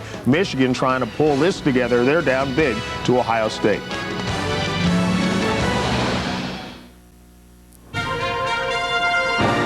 Welcome back to Times Square Stadium. Out to the second half in just a moment. When football is done at 4:30 Eastern Time, it's the Skins game from Indio, California. For more, here's Mike Tirico. We have a great field this year. Colin Montgomery is back in the desert looking to retain his title. Greg Norman, one of the newest members of the World Golf Hall of Fame, back at the Skins game.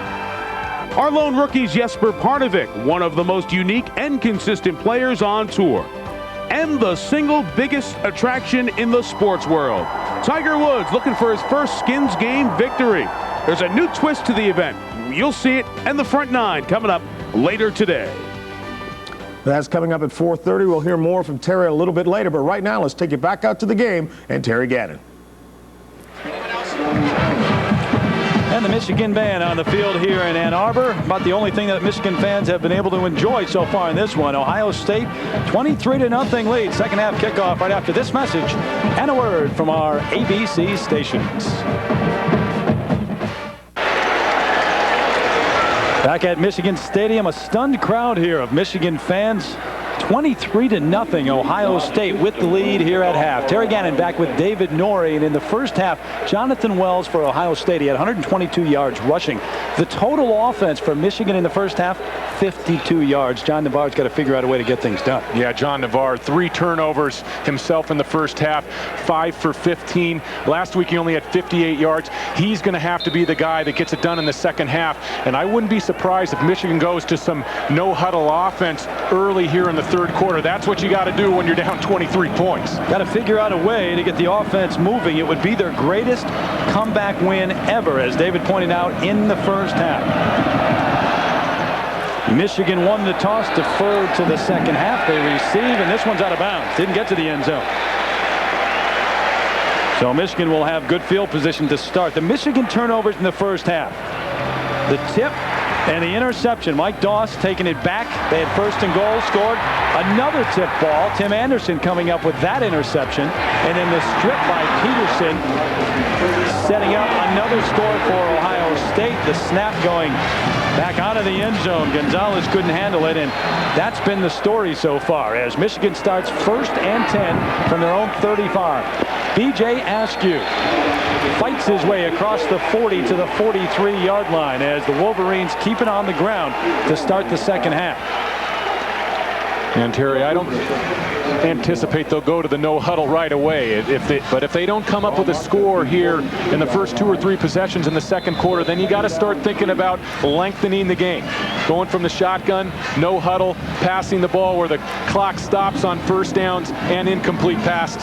And what do you do on defense? Because Wells has been able to run all over them. Yeah, maybe you get an extra safety, a 9th player up near the line of scrimmage. That's how good the Ohio State running game has been. 2nd and 3. The quick hitter to Walker wrapped up right away as he made the catch. So it'll bring up 3rd down. 5th catch of the afternoon for Marquise Walker, and he has now tied the record set by Anthony Carter.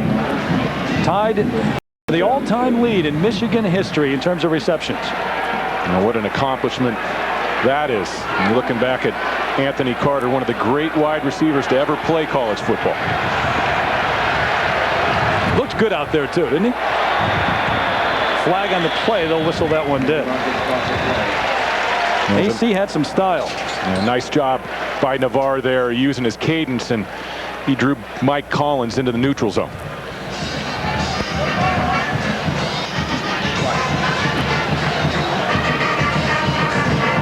Prior to the snap, outside on the defense. 5-yard penalty. Well, you talk about struggles offensively. This is what Michigan did with their first half possessions. And the rushing game really wasn't the culprit. I mean, Navarre getting balls tipped, missing open receivers, fumbling in the pocket. First down. Chris Perry breaks it open. Perry trying to beat a man on the far sideline. Knocked out of bounds at the 22. Donnie Nicky ran him out there and saved a touchdown. But a gain of 25. Tressel upset on the sideline. The last time Michigan was shut out in the first half of play in any football game back in '96 against the same Ohio State team. They trailed 9-0. And they came back and won that one 13-9. And Chris Perry comes in with a bolt of lightning off tackle to the left side. Perry, the high school All-American out of Advanced North Carolina, gets the call again. Up to the line of scrimmage, may have fallen ahead for 1 yard. Tim Anderson, who had the interception in the first half, stopped him along with Mike Doss. Well, if Michigan can get a score here quickly, then they're not forced to stop running the football. Stan Parrish, the offensive coordinator, still has his full range of offensive plays to choose from in the playbook. 3 receivers set. Askew now back in at tailback. Plenty of time. Going up top. Oh, what a play by Derek Ross. Ronald Bellamy was there. Navarre may have thrown it a little bit too late. And he put it on the line, too.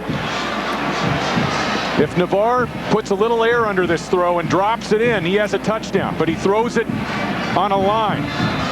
And Bellamy was behind Ross.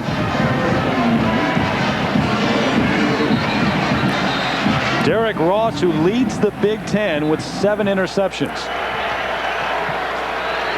Broke up a touchdown pass that time. So it brings up 3rd and 9 for Navarre, who comes to the line of scrimmage with Askew in the backfield. Over the middle, touchdown Walker. record.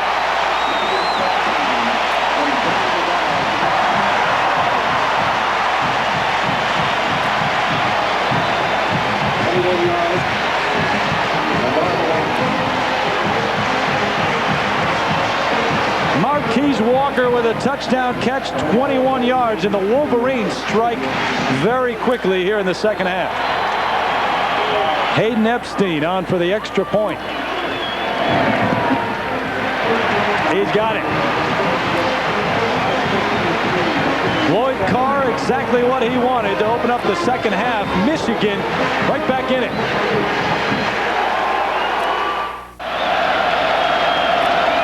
With that touchdown catch a moment ago, Marquise Walker, the all-time leader in career receptions in Michigan history. Some pretty big names right behind him on that list. So Michigan on the board for the first time this afternoon.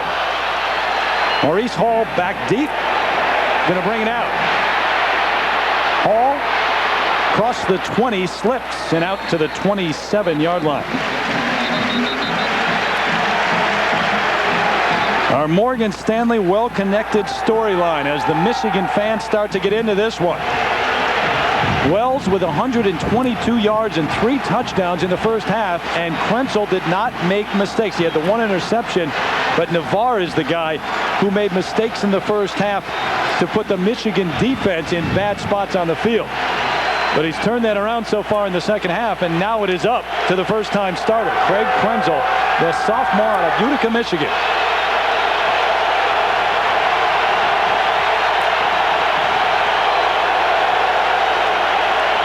Jonathan Wells, nothing doing over the right side. We go back for an update on Purdue and Indiana to John Saunders.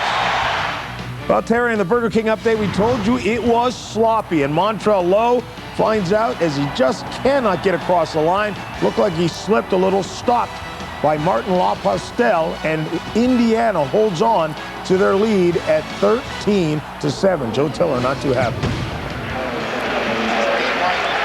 All right, John, the rain has not come yet in force, at least here in Ann Arbor, but the Michigan fans certainly have, and getting into it right now. Michigan with the touchdown, and just a moment ago, Jonathan Wells got injured on that last carry. He's been the story so far for the Buckeyes.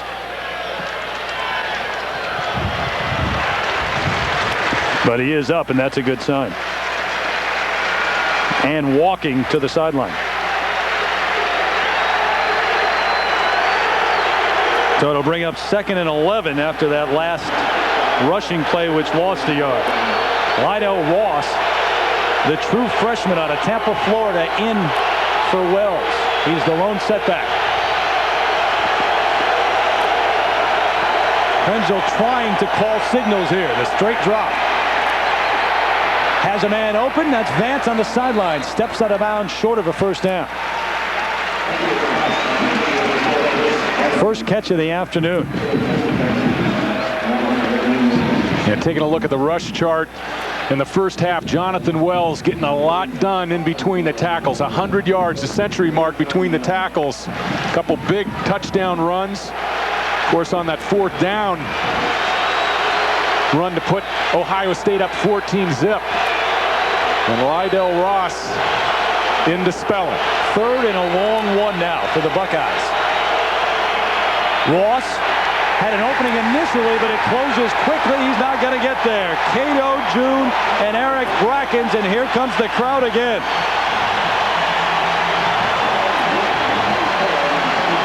We are in Ann Arbor, after all.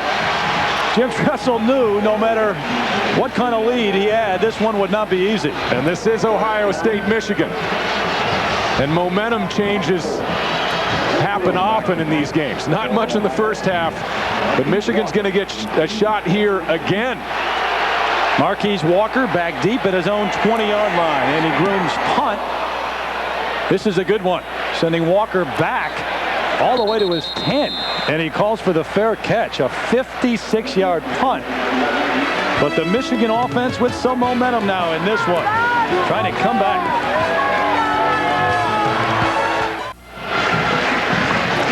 ABC Sports presentation of college football brought to you by Chrysler. Drive equals love. Sprint PCS, the clear alternative to cellular. And FedEx. Ground International, online or express. There's a FedEx for that. It's a new ball game. 23-7. The offense taking it down, scoring on the opening drive, and now B.J. Askew out to the 19-yard line on first down for the Wolverines. Back to John in New York. Terry, Kansas State trying to make it to a bowl game for the 8th consecutive year and be one of only 3 teams to do that. And guess what? They get the win. Josh Scobie, 37 yards on the touchdown run. They are now bowl eligible, so it's now 8 consecutive years with a bowl.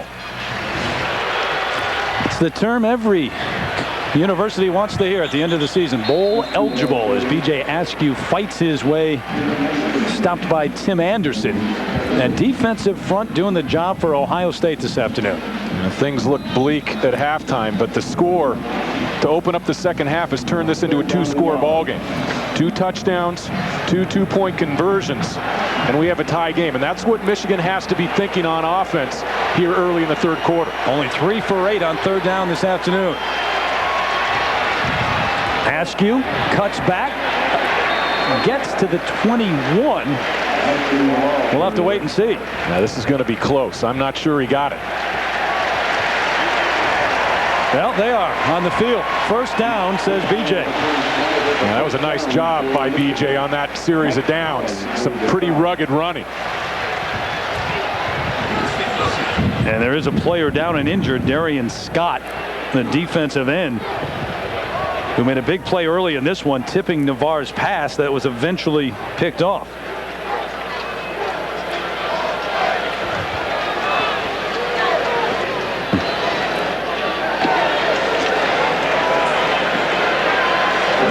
Well, Jonathan Wells, a great effort today in this game on the ground, but we go back to 1995 for the best ever here at Michigan Stadium. Tim Biakabatuka, the Ohio State game, 313 yards to lead the Wolverines past the Buckeyes 31-23. Wells has got a way to go. That one hurt. The Buckeyes undefeated going into that contest, and a national title on the line.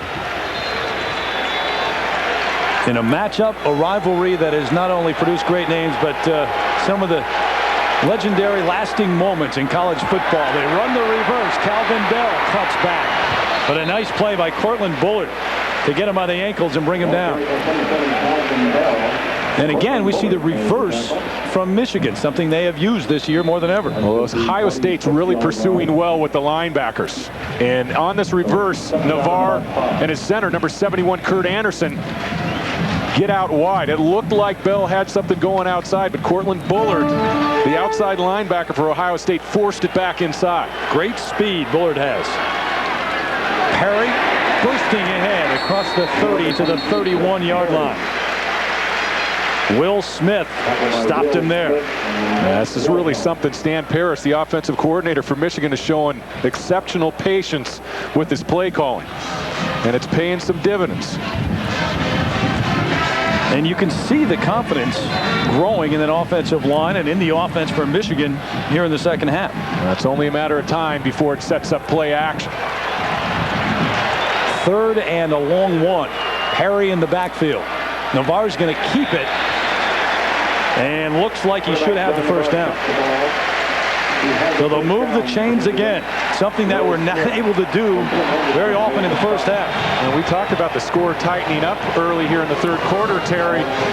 It helps Michigan to continue to move the ball some on the ground, but it also forces Ohio State's hand when they have the football. Now you have to ask Craig Krenzel to put the ball up some and not just work on the clock. And it keeps this Ohio State defense on the field, which they didn't do much of in the first half either.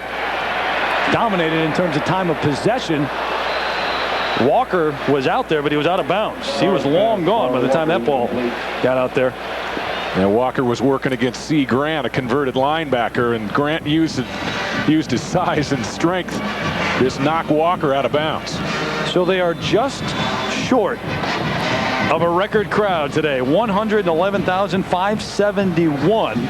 Second largest ever. If I'm not mistaken, I think 111,579, I think is a... Couldn't we get 8 more people in here? Couldn't we get credit for 5 extra up here in the press box? Navarre with time, wanted to run. Should have. Threw it away, but he took a beating for it. Boy, he was just pounded by Tim Cheatwood. And Cheatwood had some words for him at the end of that play. You know, John Navarre, you got to have a clock in the back of your head when you're quarterback. There comes the time to exit the pocket, he tucks it, and then he decides to take another crack downfield. And this is too much time.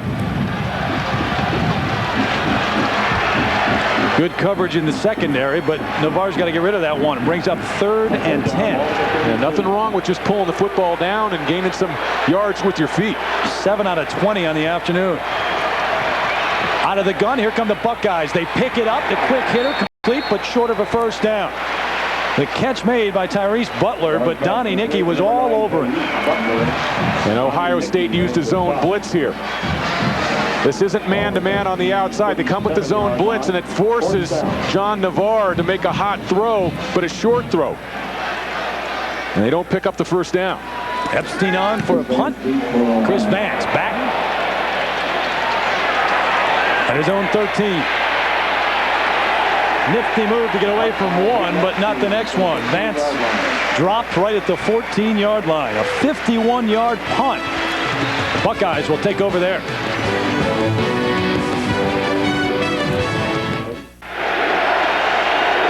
Back in Ann Arbor, Michigan trying to get back into this one. Ohio State with the lead. Jonathan Wells, who was knocked out in the last series, is back in at tailback. Here he comes. Up to the 23-yard line. Wells, who had 122 yards in the first half.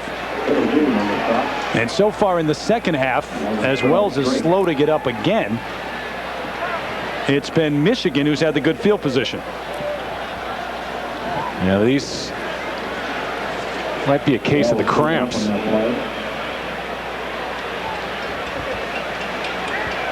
That's what it looks like, and they'll take him to the sideline.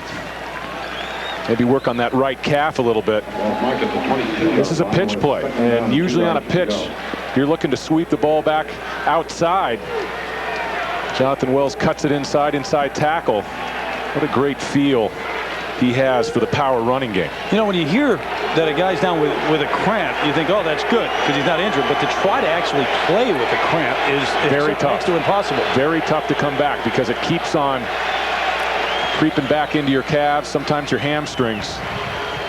Get him some fluids, and again, Ross is back into the game. Lydell Ross, the true freshman, as they reset the clock here after a gain of 8 on first down by Wells.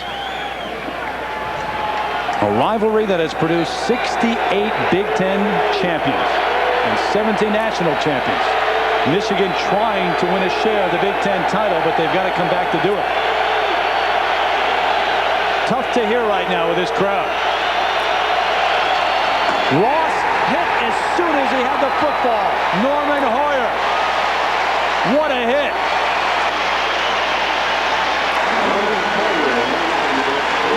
Hoyer, the sophomore out of Peoria, Arizona.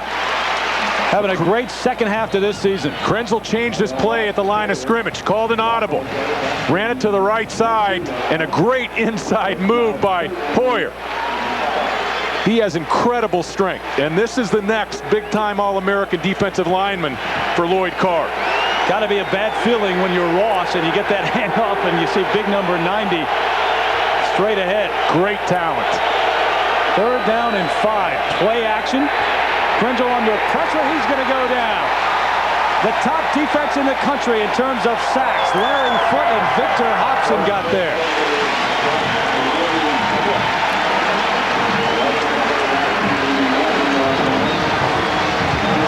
A loss of 5, and this Michigan crowd starting to believe just a little bit. Andy Groom on for the punt. And Marquise Walker back at his own 35. The wind coming into the face of Groom as he just does get this one off. And it takes an Ohio State bounce and then some. This is going to roll all the way down inside the 20 to the 19-yard line. Let's go back to New York and check in again with John. Terry, as you know, Wisconsin had won 6 consecutive Paul Bunyan axes, but today against Minnesota, Assad Abdul-Khalik with a 3-yard touchdown run here, and Minnesota walks off or runs off with the axe, with the victory over Wisconsin. It's been that type of year for Barry Alvarez, who finishes up 5-7. Terry. Wow, roller coaster year for Barry Alvarez in Wisconsin. 66 yards on the punt just a moment ago. So John Navarre brings him up to the line of scrimmage. P.J. Askew, the call on first down. Lost the football, but he lost it late. Hit by Joe Cooper. Take a look at our Pacific Life game summary and what has taken place in the second half here in terms of scoring. Touchdown pass to Marquise Walker. Not only got the touchdown, but broke the record. The all-time leading receiver in Michigan history with that catch.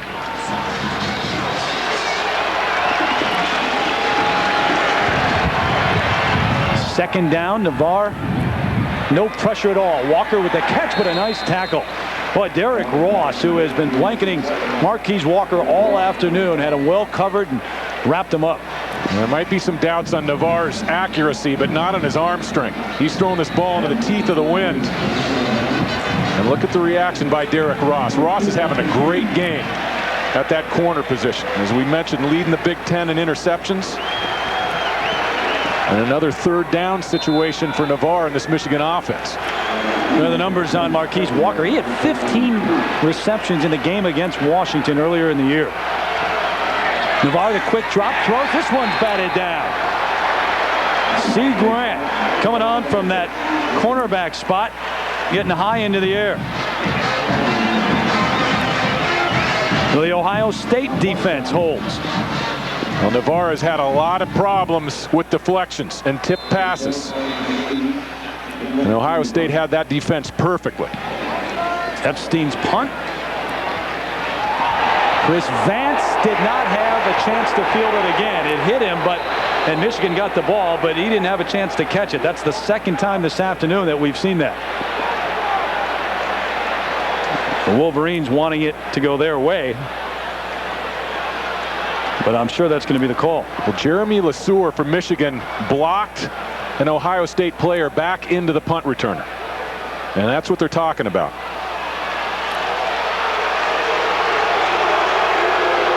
Yep, even though it hit an Ohio State player and came back, Michigan recovered. Vance never had a chance. At the end of the play, Jeremy LeSueur made contact with another Buckeye. Let's see if we can pick it up. Derek Ross, and that's number 21, Jeremy LeSueur, making contact, forces Ross back into Vance, and the ball does not touch Chris Vance.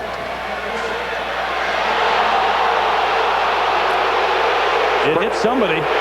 Crowd doesn't like it, but that ball did not reach Chris Vance. In any case, he never had an opportunity to field it, so that's what the call is here. So the Buckeyes will start 1st and 10 from their own 35-yard line. Lloyd pleading his case on the sideline to no avail. Lionel Ross in at tailback for the injured Wells. There goes Ross cutting back. Strong move across the 40 to the 42. Victor Hobson on the stop. Ross 6 feet, 210 pounds. Second leading rusher on the Ohio State team.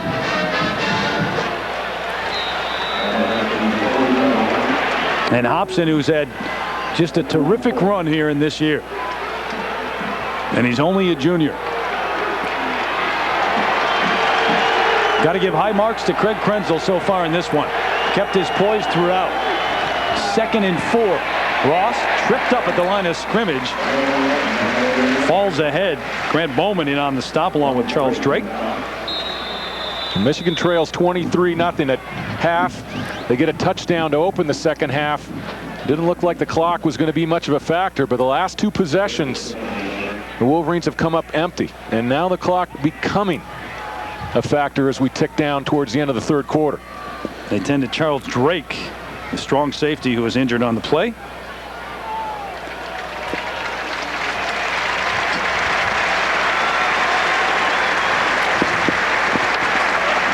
Charles Drake coming in on support. against Ross, and it looks like that right leg gets caught up underneath it. Might have been a knee on knee.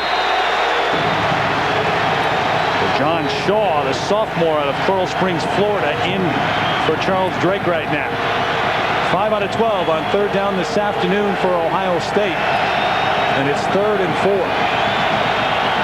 Here come the Wolverines with pressure. On the run, throws to his tight end.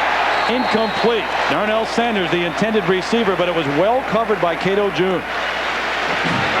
And it brings up 4th and 4. Great anticipation by the free safety. He got to the spot before Sanders. Watch the break by number 2. On the outside.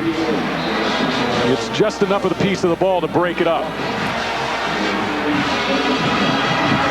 So Andy Groom is on for another punt. He just hit one 66 yards with a lot of roll. Marquise Walker back at his own 15.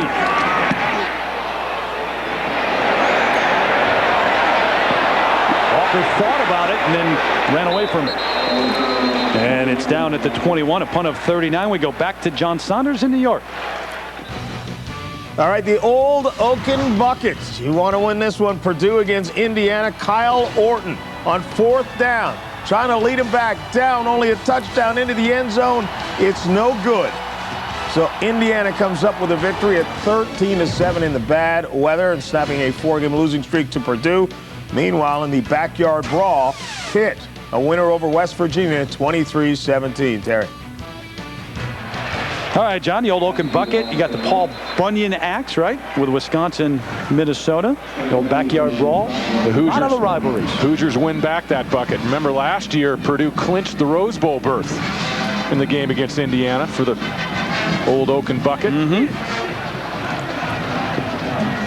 Don't forget, next Saturday, the Dr. Pepper Big 12 Championship game. Conference title, bid to a BCS Bowl on the line here on ABC, 8 Eastern, 5 Pacific. Next Saturday night, this one complete to Bill Seymour, the tight end over the middle. His first catch of the afternoon. So the Wolverines trying to mount a comeback here. It would be their greatest ever.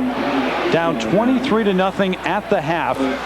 Scored on their opening drive in the second half to get on the board, get everyone excited here in Michigan Stadium, but Ohio State still leads it. Terry Gannon, David Norrie with you here as the Wolverines try to win a share of the Big Ten title and earn a trip to one of the BCS Bowls. 3rd and 3. Here come the Buckeyes, but Perry runs right by him. He's got a first down. Chris Perry all the way out to the 40. A gain of 12 and the move to change. Nice piece of running by Perry. Ohio State was bringing a blitz with the middle linebacker. Matt Wilhelm, Doss, the strong safety, coming as well. And Perry with a little burst to break through the line of scrimmage and pick up the first down.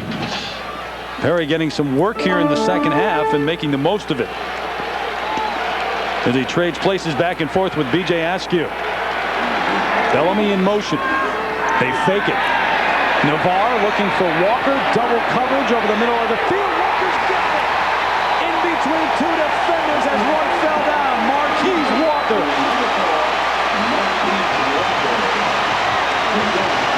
Derek Ross and Will Allen were back there, but a gain of 47 on the pass.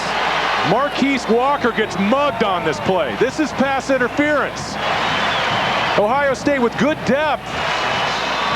Contact from both defenders, and Walker fights through it. Look at the contact from behind by Derek Ross. And Walker still makes the play. First down at the 13. Chris Perry falls ahead for a gain of 1 on first. Tim Anderson on the stop. Our Chrysler Drive summary, 4 plays, 66 yards. There's the time, still counting here on this drive. Great throw by Navarre. He's starting to heat up. That was a difficult post ball, and he's throwing flat into a tough wind. Remember, Michigan will get the wind in the 4th quarter. Askew back in the backfield on second down. Play action. Navarre with plenty of time. Nowhere to go. Throws it away. We had time initially, but Darian Scott eventually got there. And that's where a quarterback with running ability pays dividends for you. Navarre has all sorts of time, good protection up front. And if he tucks that ball, he picks up some yards, maybe a first down. Under pressure throughout this game, especially in the first half, but he's starting to settle down, and it's been critical. The offensive line giving him time to throw from the pocket. 3 receivers set on 3rd down. Here come the Buckeyes. They pick it up. Walker through his hands. Derek Ross was a step behind him, and Marquise Walker couldn't hold on. Unbelievable. The post route, and he hits him right on top of the 4. Walker just flat out drops this one. Let it hit his pads. Didn't catch it with his hands. Now, you can't let the ball get to your pads. And it's a little bit damp down there. There's some moisture, sprinkling a bit. But Walker should come up with that one. So here's Hayden Epstein, 27-yarder, and that is no good. He hooked it. Go figure that. From 27 yards, Hayden Epstein, who is a senior, won the game last week, and he missed it. So whatever momentum may have been on the side at some point of Michigan is no longer there. Now, when Lloyd Carr looks back on this game, and certainly when Jim Tressel looks back on this game, they're going to remember that turn of events. The dropped ball by Marquise Walker, a great ball from Navarre, and then the hook by Epstein. He never got the seams in the right place. Still, from 27, you figure Epstein's going to hit it. Still got to hit it. Rido Ross gets the carry on 1st down, hit hard by Cato June after a head for about 3. Navarre had trouble handling the snap, and look at the ball. Got the laces right there. Still, as you said, that's a wet football. Pretty good snap, and Navarre had trouble holding on. Now, Ohio State, David, has not gotten a first down in the entire second half, and we've played almost the entire 3rd quarter.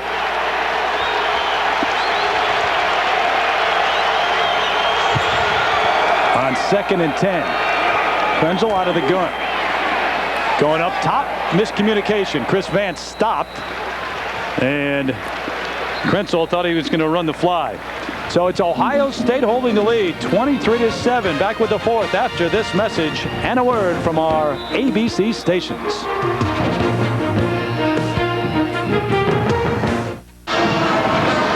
Welcome back to our Thanksgiving feast presented by Siemens here in Ann Arbor, Michigan. The Buckeyes with a 23-7 lead over the Wolverines here in the 98th meeting between the two.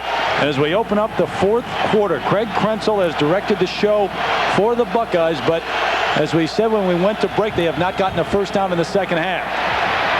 As the rain starts to fall even harder, this one incomplete. Ben Hartsock, the intended receiver, a backup tight end.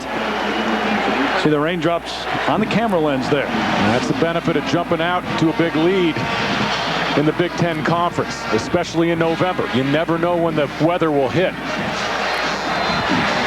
And it makes it tough to come back when you're going to have to put the ball in the air. Michigan should get pretty good field position here. Andy Groom punting against the wind. Marquise Walker back at his own 40. Hasn't had much of a chance to field any of these or return them, and doesn't this time either. Picks it up at the 37, but knocked backwards. Angelo Chatham's on the hit. A punt of 40 yards, no return. And don't forget, Monday Night Football coming your way here on ABC. The Bucks and the Rams. The Rams rolling 8-1 so far. 9 Eastern, 6 Pacific. And then, of course, before that Sunday night over on ESPN, the Bears taking on the Vikings. NFC Central showdown there.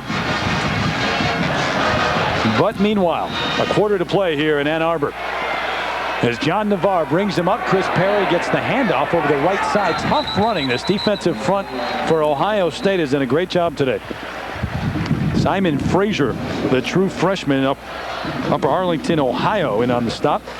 It's still only a 2-score game, and Michigan has to mix in just enough run to give Navarre some time in the pocket. And Michigan does have the wind behind them for the fourth quarter, and that should help the passing game some.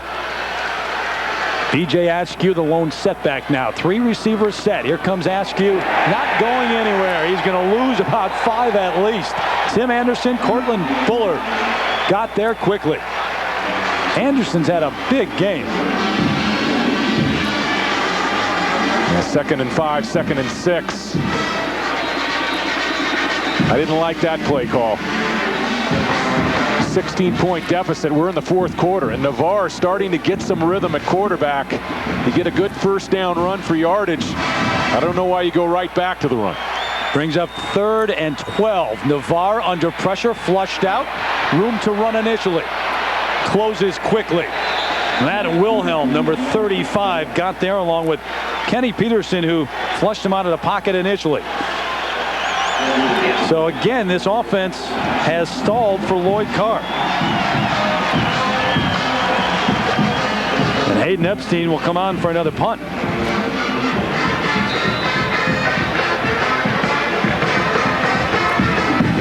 Chris Vance back deep, and this is a good one.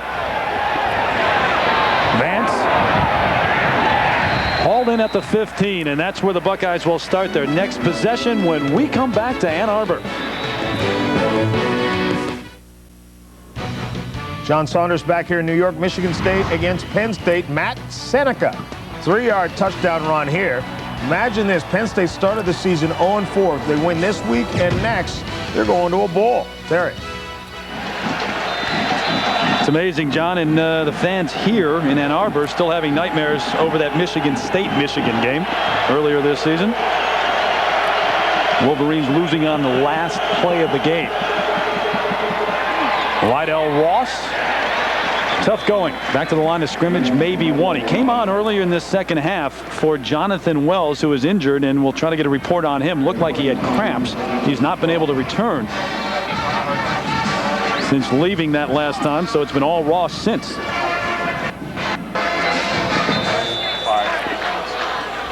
But the clock certainly becoming an ally right now for Jim Tressel and the Buckeyes. Yeah, and the Buckeyes would just love to pick up a couple first downs on the ground, work on that clock, and not put Krenzel in situations where he might turn the ball over, make a mistake. 2nd and 10 out of the shotgun now is Krenzel.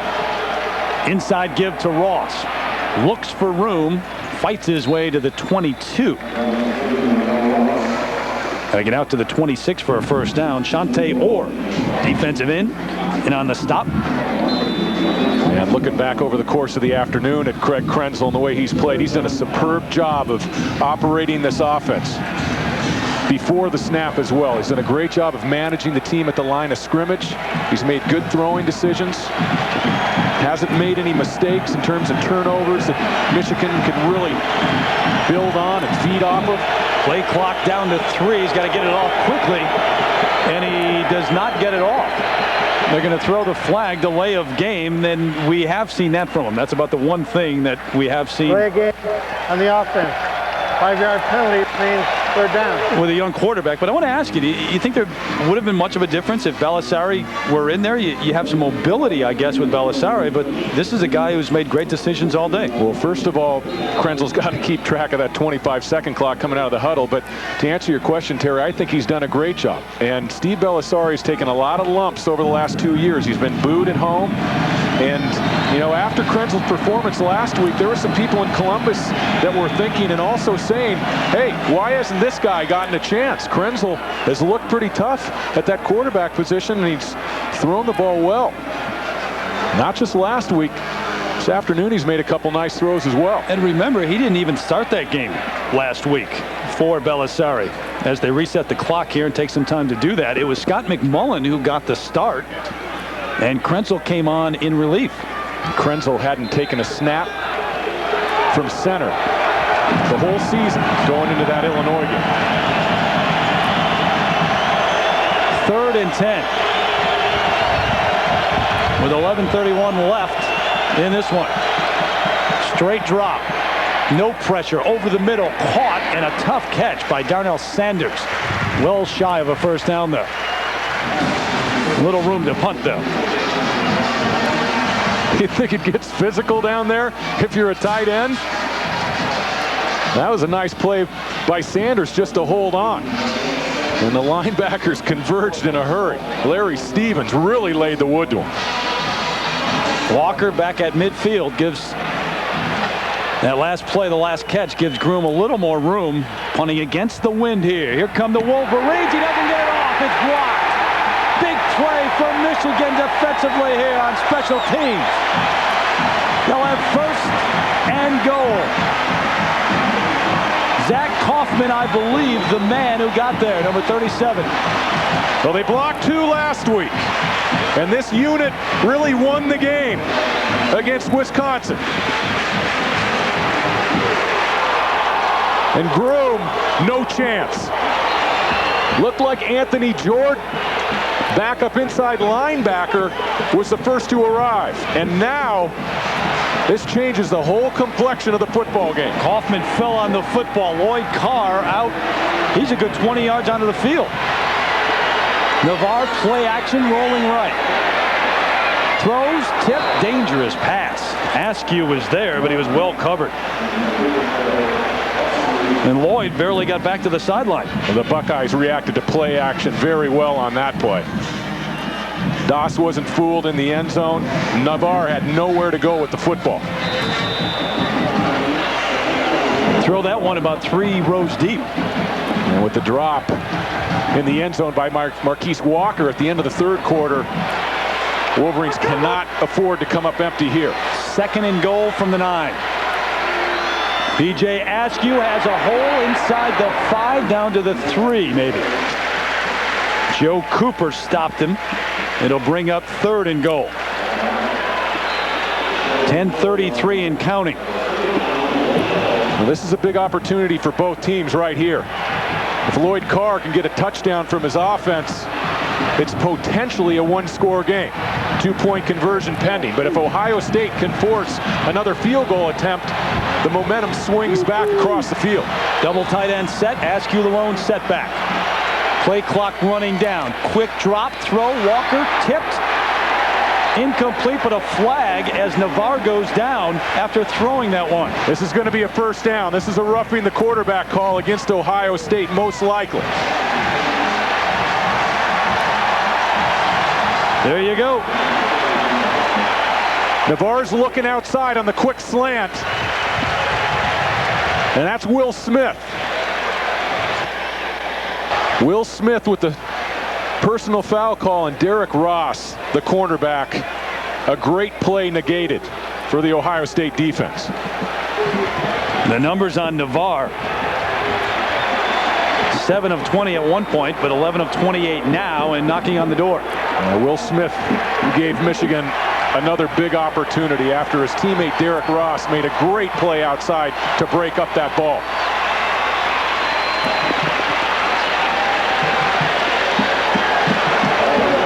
So it's 1st and goal from just outside the 2.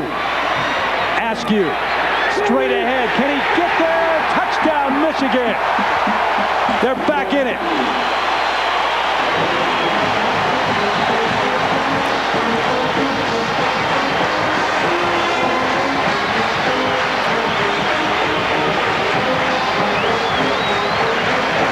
And they will go for 2 here.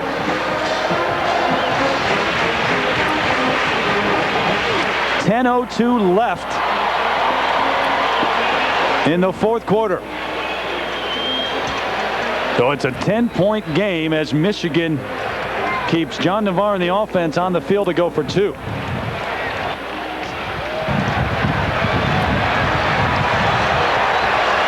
Askew offset in the backfield. Walker in motion to the near. Navarre on the roll. Has Walker, had him initially and threw it late, but there's a flag as there is contact at the goal line. Mike Doss, number 2, the strong safety, was there.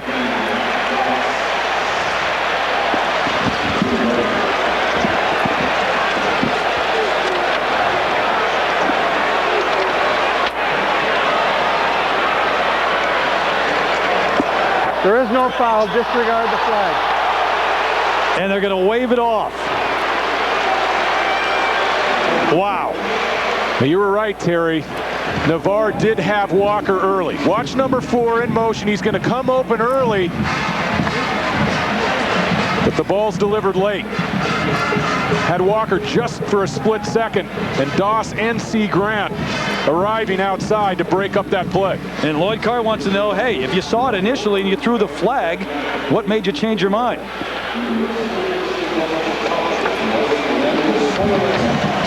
The laugh of desperation there, the look on Lloyd's face. So it's still a 10-point game with 10:02 remaining. Michigan will take that. You know, they would have liked to have had that 2-point conversion, cut it to a 1-score football game, but more than 10 minutes to go here. 10-point lead, and the Wolverines back from the dead. And Ohio State now in a situation where the offense has really stalled in the second half. Not been able to get anything going at all, and they've got a world of time on the clock. Well, it's been two things.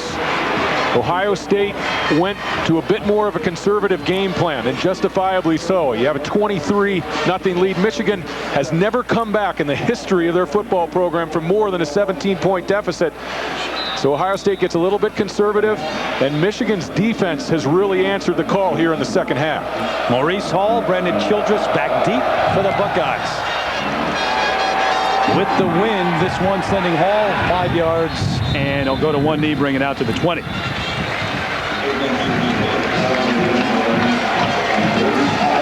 So it's up to Craig Krenzel to try to hold on to this one for Ohio State. Don't forget, the action from out west coming up next.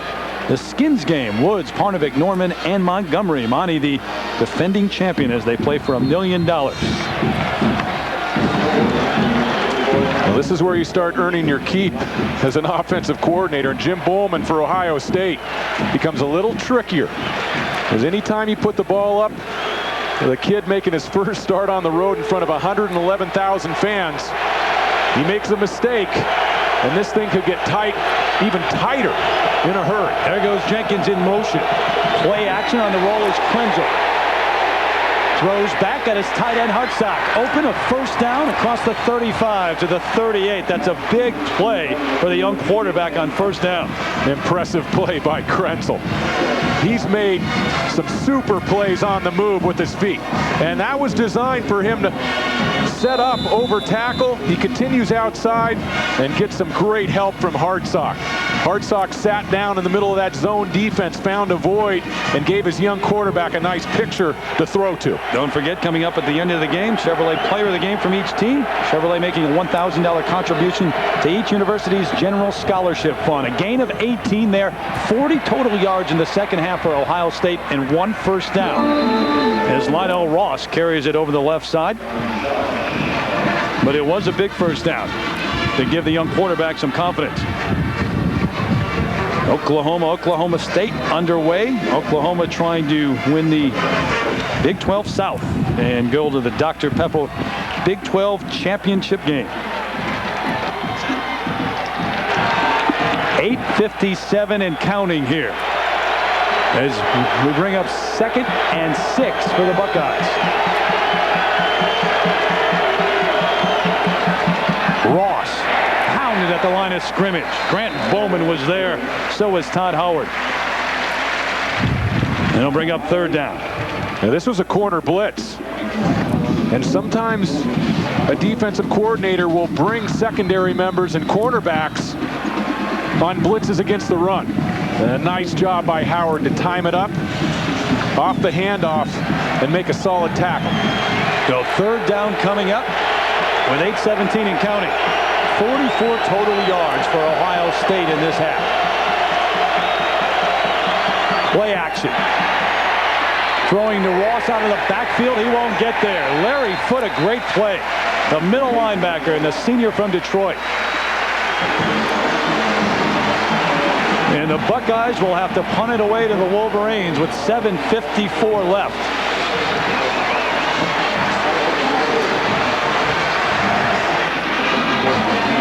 Andy Groom on. Marquise Walker back at his own 22. They blocked one a moment ago. Here they come again. He gets it off. Walker has a chance to return this one. Slips down at the 23. 33-yard punt, 1-yard return. The block, eventually the touchdown. Michigan back to within 10.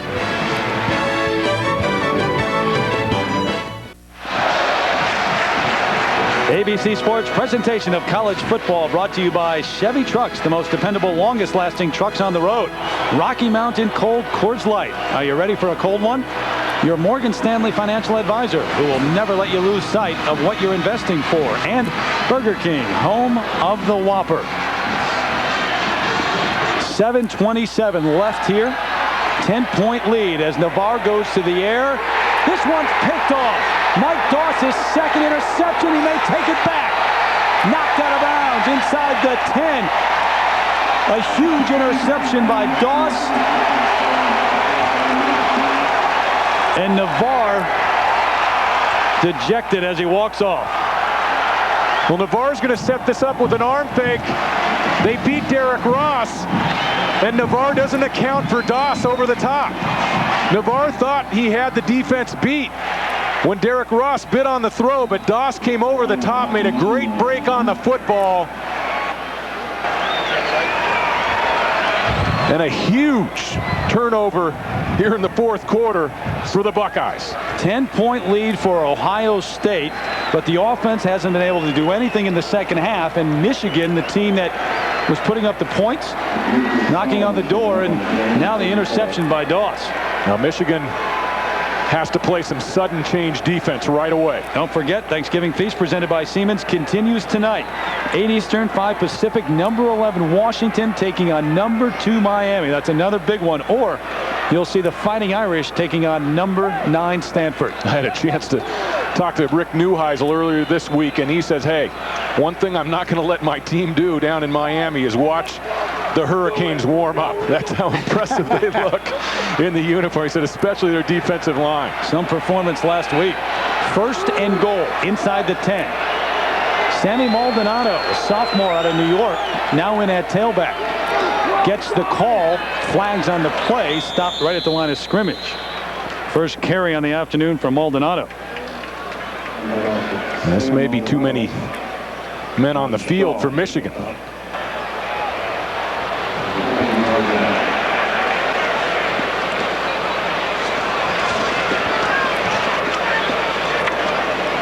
Now, when we talk about this offense stalling in the second half, remember, Ohio State has been without Jonathan Wells for much of the second half.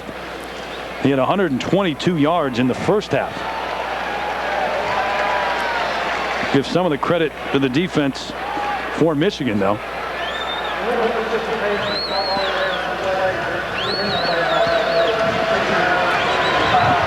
Well, you could see Steve Newman, the referee, counting after the play. It looked like he was counting the Wolverines, but it was illegal participation on the Buckeyes. And we're pretty even. Michigan had 52 in the first half, 52 total yards.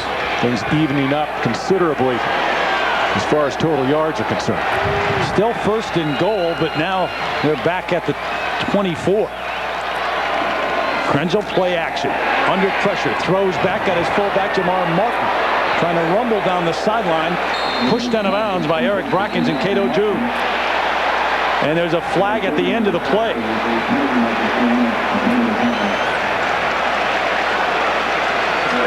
We'll sort this out. Well, Cato June made a terrific play. Or this screen pass goes for a touchdown.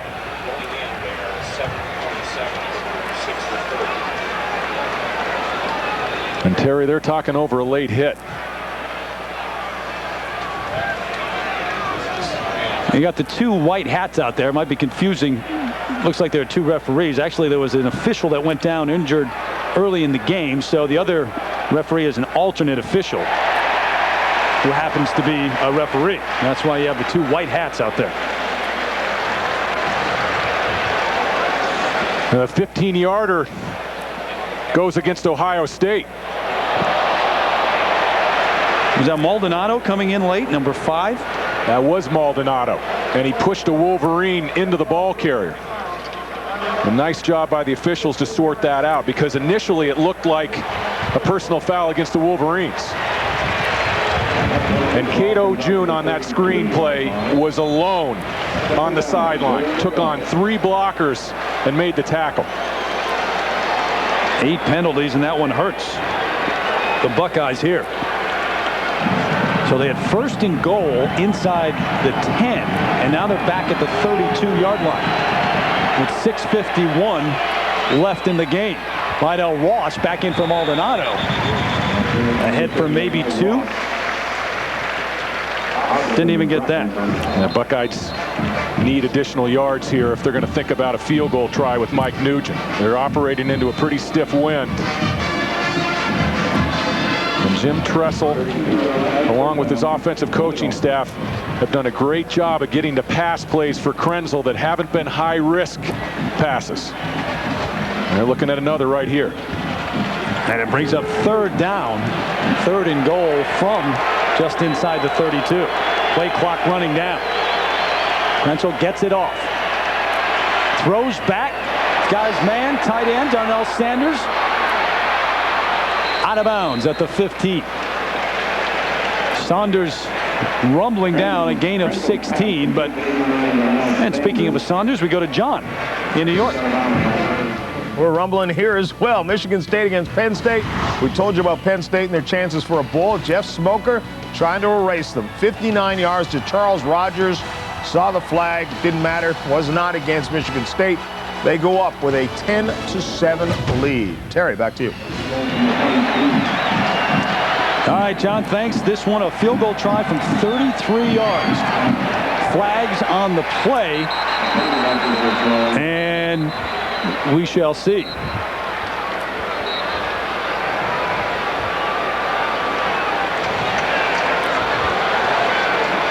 Mike Nugent, the freshman from Centerville, Ohio, the place kicker.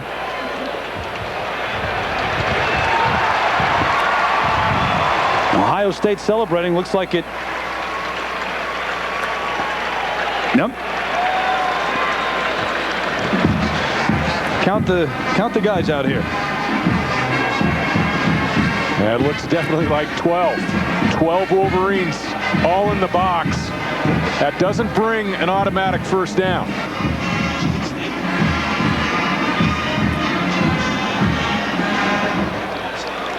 Well, that's what they're talking over right now. Jim Tressel conversing with the referee.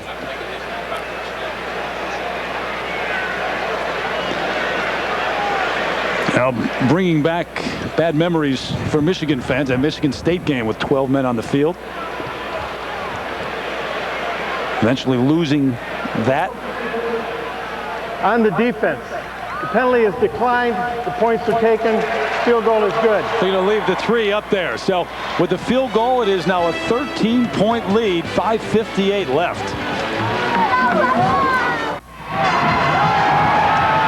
Back in Ann Arbor, our Thanksgiving feast presented by Siemens. Ohio State with a 26-13 lead, 5:58 left in this one here, and the action continues tonight. Don't forget, in prime time on ABC. Little pooch kick now, fielded up at the 25. Fair catch called for, and he started to run, as a matter of fact. Sean Thompson, the backup tight end.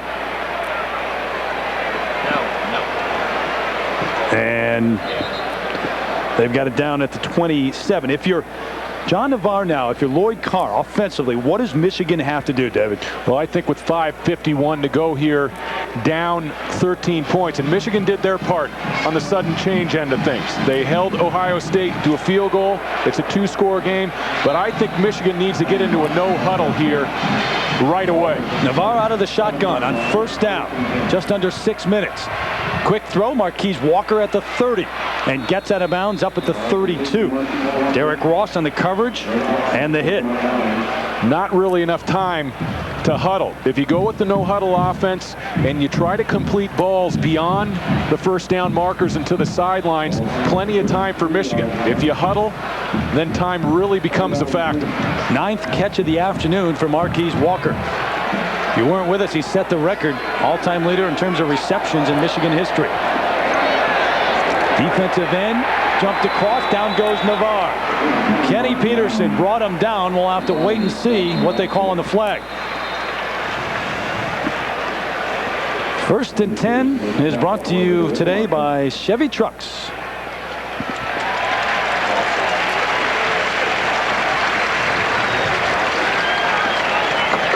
The Buckeye's going to get hit with a 5-yarder in the neutral zone. Watch the top of your screen.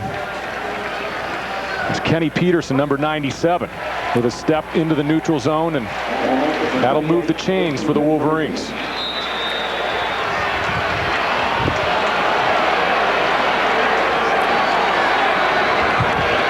Navarre, straight drop. Quick throw. Walker again. Same play. Gets out of bounds. 10th catch of the afternoon. C. Grant on the coverage. This is going to be tough for Michigan if they stay with the short routes.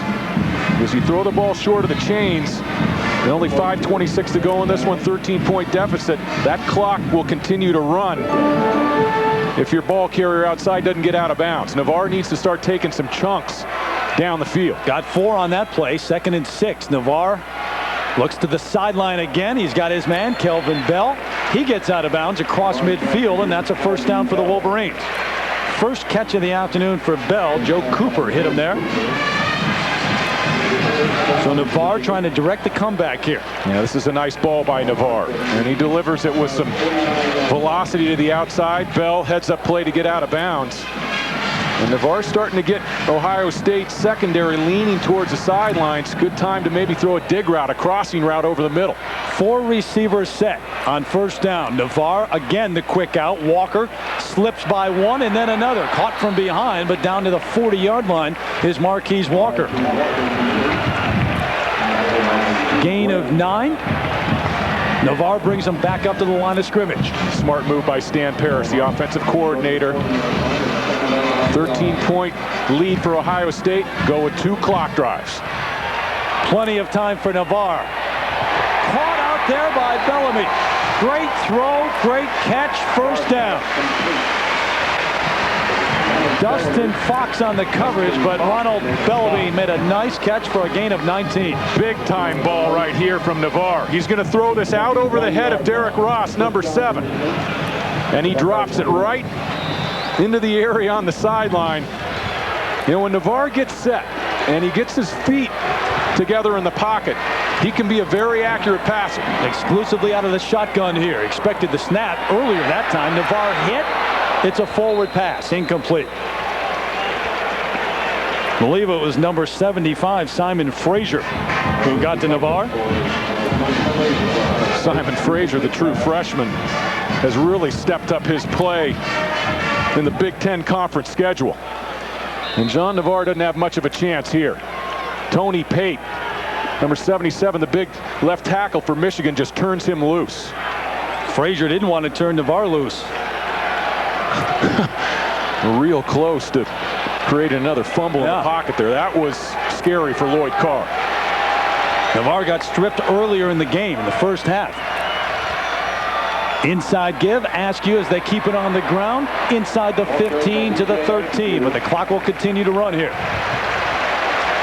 Well, plenty of time for Michigan, and they've done a great job in the no huddle. They've done a great job getting the ball out of bounds. They have 3 timeouts. If they can cash in, it's still a ball game. Under 4:30. This one is tipped. Batted down at the line of scrimmage. Tim Cheatwood. We've seen that happen all afternoon.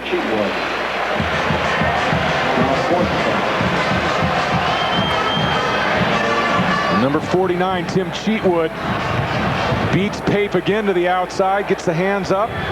This defensive line for the Buckeyes done a great job getting their hands up, deflecting balls, creating turnovers.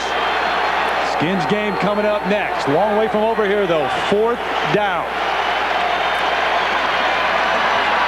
Quick out. He overthrew his intended receiver. And it'll change hands. Ohio State will get the ball back. Ronald Bellamy was out there. Navarre threw it quickly and threw it too far.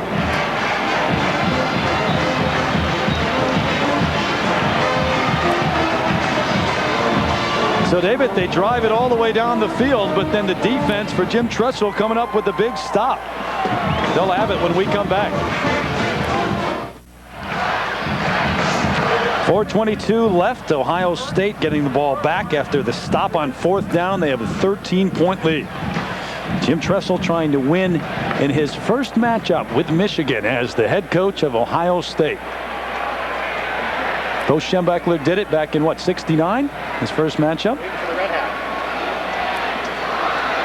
Well, you could absolutely feel the air come out of the balloon on that 4th down attempt, but still enough time. 4 minutes, 22 seconds.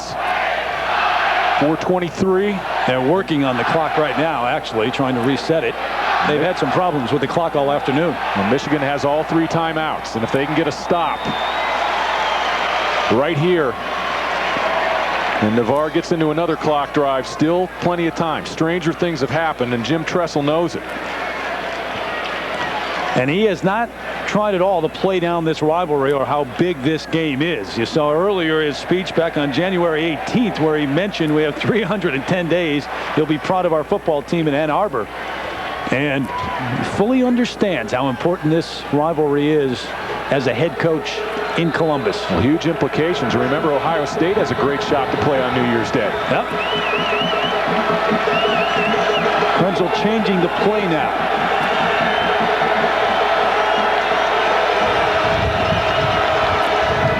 Lydell Ross, who has played most of the second half for the injured Jonathan Wells, may have gotten back to the line of scrimmage. Our Pacific Life game summary. Early on, it was all Jonathan Wells. In the first half, he had 3 touchdowns and 122 yards. The Buckeyes had the 23-0 lead. And then, of course, the late interception, one of 3 thrown by Navarre. That was Mike Doss, his second of the game, setting up the last field goal for the Buckeyes. And there's Wells on the sidelines. Looks to be okay at this point. But he carried the load early on. And then Mike Doss picked up the load in the second half. I mean, Mike Doss is at a super game for Ohio State. He had the pick early, returned it inside the 10. The big interception on the last possession. So the Michigan timeout here, so they have 2 left. 4:16. The 98th meeting between these two schools. It's been all Michigan as of late, especially here in Ann Arbor. The Wolverines have won 6 in a row at home against Ohio State coming into this one. Some real heartbreakers in the 90s.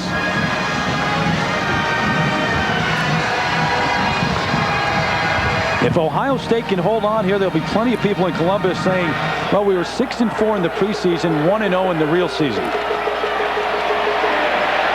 Beating Michigan, the thing that counts.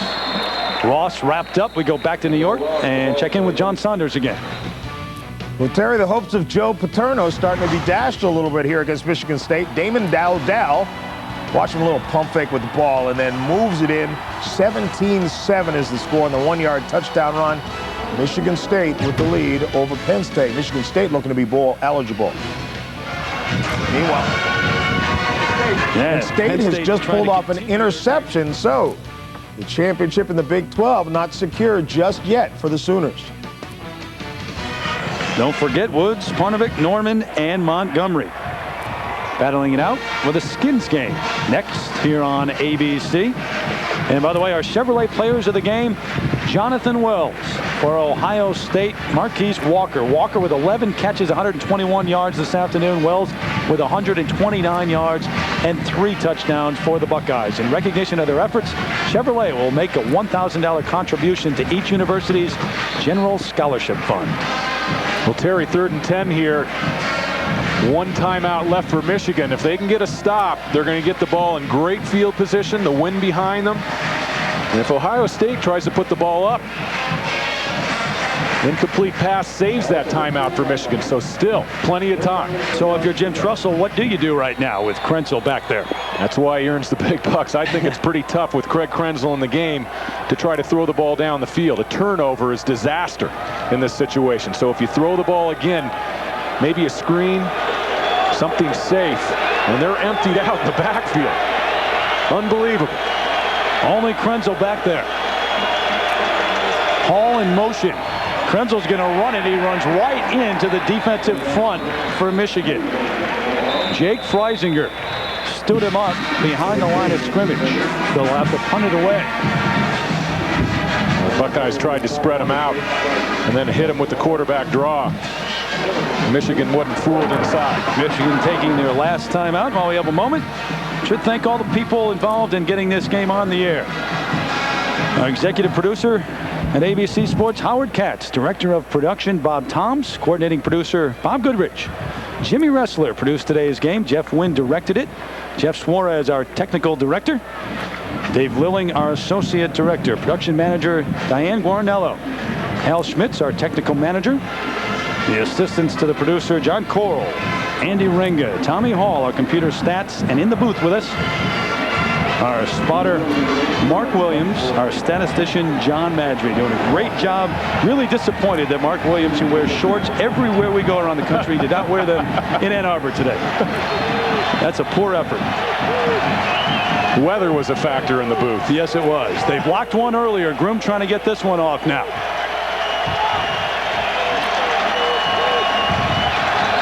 Here come the Wolverines. He gets it off. Walker fields it at midfield. Ahead to the 45 of Ohio State, and that's where the Wolverines will take over with 3:53 left. And they are down 13. And now John Navarre has to be sure that he tries to hit balls beyond the chains and not take any sacks. Don't forget, Thanksgiving feast presented by Siemens. More action, great action tonight. 8 o'clock Eastern, 5 Pacific. Washington, Miami, or Notre Dame taking on Stanford. Navarre on first down. Steps up, got room to run. Heads for the sidelines and gets out of bounds. And Terry, the reason why I say at quarterback in these situations you have to try balls beyond the chains and not take sacks, the clock can't continue to run. If you hit balls or throw incomplete passes beyond the chains, the clock stops in either situation. Just don't hit receivers underneath because time is extremely precious. Clock stops on that first down until they can get up and get set. Navarre with time throws complete. Calvin Bell out of bounds. So they continue to work the sideline and they'll move the chains. They get a first down with 3:40 plus left. Well, I think if Stan Parrish, the offensive coordinator for Michigan, and John Navarre try to feel out the middle of the field on a deeper crossing route, I think they'll have some success.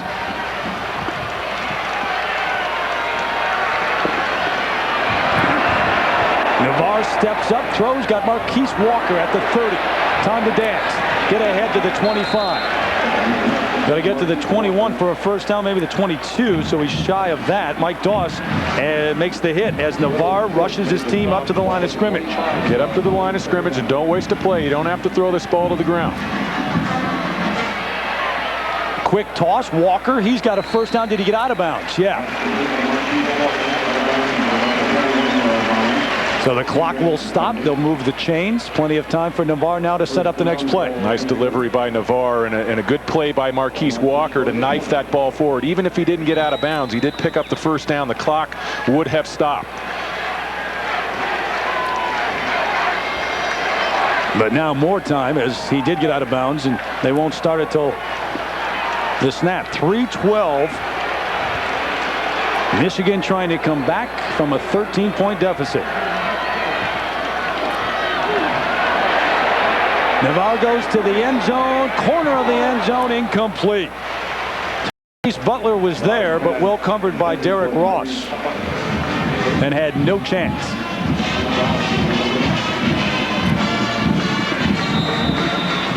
And Butler worked the fade up the left sideline. And if Navarre can keep this ball in bounds, just overshoots Butler. And Butler was doing everything he could to get a foot down and make the catch. So it's 2nd and 10 now. 4 receivers set again for the Wolverines. Out of the gun, Navarre looks to the near sideline. Dangerous pass. There was contact, no flag. Bellamy and Ross, and there was contact as Ross ran by, but no penalty marker. Now Michigan is really hitting the sidelines with the passing game. Navarre almost on every throw was working outside, and looked like he was tripped there. Officials chose to keep the flag in their back pockets, and they might have felt that ball was uncatchable. Uncatchable, yeah, it could be. Here's Navarre on 3rd down. Throws it. That's uncatchable, too. Yeah. That ball was definitely uncatchable. And once again, the Wolverines put themselves in a very difficult position. 4th and 10. And a Big Ten championship, a BCS berth, riding for Lloyd Carr. Comes down most likely to this play. 4th and 10. A share of the Big Ten title for the 4th time in the last 5 years. A bid to a BCS bowl, all coming down to this.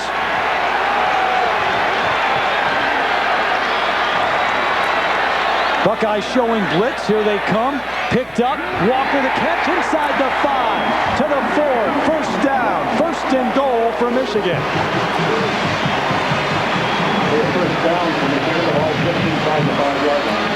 That's a money play.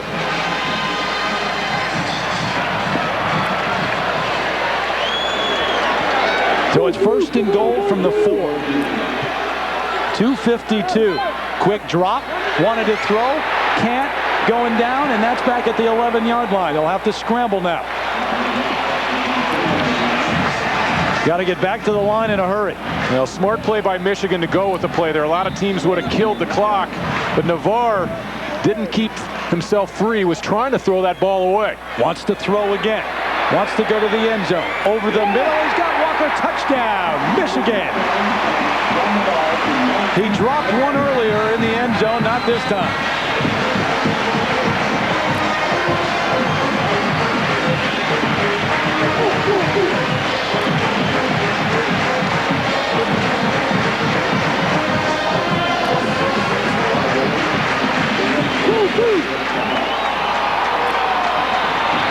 Hayden Epstein on for the extra point after the touchdown catch by Marquise Walker to get Michigan closer. So the Wolverines still in this one. Their Big Ten title hopes still alive with 2:26 left here in Ann Arbor. Let's join John Saunders again in New York. Sarah, just want to let everyone know what you are done in the big house. It's the Skins game, $1 million up for grabs. Indio, California. Tiger Woods, of course, in everyone's sights. That's coming up after football. Back to you, Terry. All right, John, a ways to go here, though. 2:26 left, and Michigan only down 6. They trailed 23-0 at the half. Well, after the sack, this is a heroic play by Navarre. ISO outside. Marquise Walker's working against Donnie Nicky, the safety. Stays alive in the back of the end zone. And what a ball from Navarre. 15 catches for 160 yards and 2 touchdowns for Marquise Walker. And Navarre's shown a lot of heart here in the second half. Had a terrible first half. Only threw for 29 yards, coming off a 58-yard performance last week against Wisconsin. And he has kept his team in the hunt. There's some people on the edge of their seats over in Champaign, Illinois right now because the Big Ten title is up for grabs. Some people on the edge of their seats right here in Ann Arbor. More than 111,000 of them. The hands team on for both squads with 2:26. Epstein set to kick. Look at all of those Wolverines on the near side. Michigan could actually kick deep here.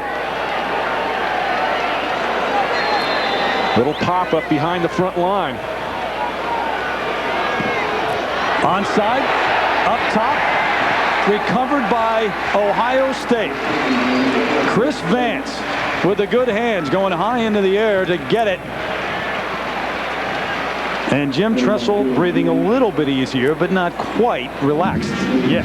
Yeah, Epstein didn't quite get the hop, and we saw Epstein working earlier this year during the Illinois week on a little pop-up, a deep kick back over the front line of the hands team. This time he goes low with it and didn't get the kick he was looking for, or that Lloyd Carr was looking for.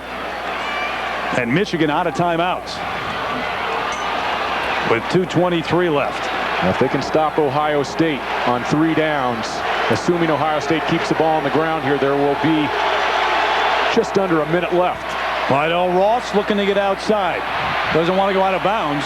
Brought down with 2 hands around the football. Victor Hobson, John Spytek in on the hit. Clock continues to run.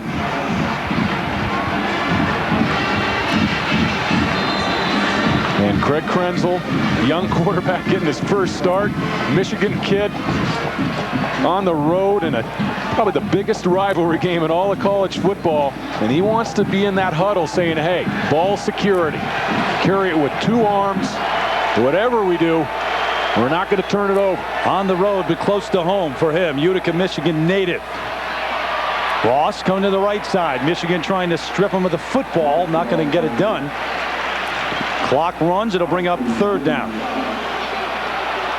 If Michigan gets the stop, most likely you're in about a half minute left if they can field a punt. And Ohio State has timeouts left. They have the comfort of knowing they can take a 25-second clock down almost to its expiration and then call timeout, figure out what they need to do. And don't forget, Michigan's been great in terms of blocking punts. They've already blocked one that set up a score today. There goes Ross, trying to hold on to the football. He does, but he doesn't go anywhere. So the Michigan defense holds here with under a minute and counting. You've got 4th down if you're Jim Tressel. The clock's still running. Trying to decide what they're going to do.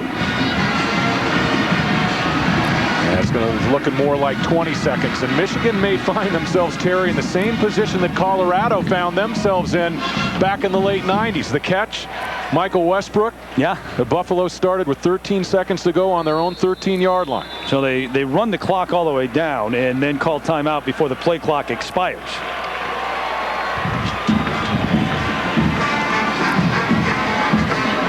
Well, somehow you knew with the history of this series that this would end up being a game, even when it was 23-0.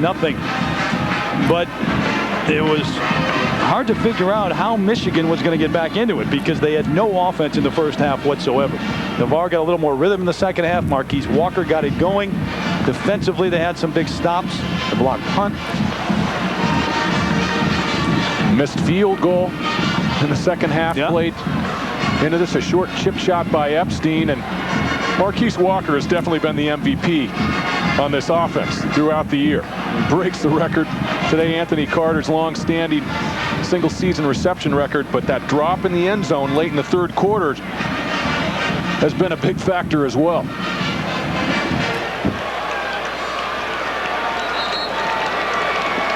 Krenzel, he saw a little bit of a smile on the sideline. I mean, he goes into that game last week against Illinois. He goes to bed Thursday night, a week ago Thursday. Figures he's not even going to play. Tonight, don't forget, number 11, Washington, number 2, Miami. That's a big one. Or you'll see Notre Dame taking on Stanford in prime time. The Huskies could play the Hurricanes a little bit tighter than most people think. That should be a great one. Andy Grumman. Here come the Wolverines trying to get there. They won't. And he gets it away. He's going to roll down, take more time off the clock, and ends up at the 20-yard line. Go back to John Saunders in New York very quickly. Michigan State trying to dash the dreams of postseason for Penn State. Little John Flowers from 9 yards out just bowls his way into the end zone. And so the lead is now up to 24-7.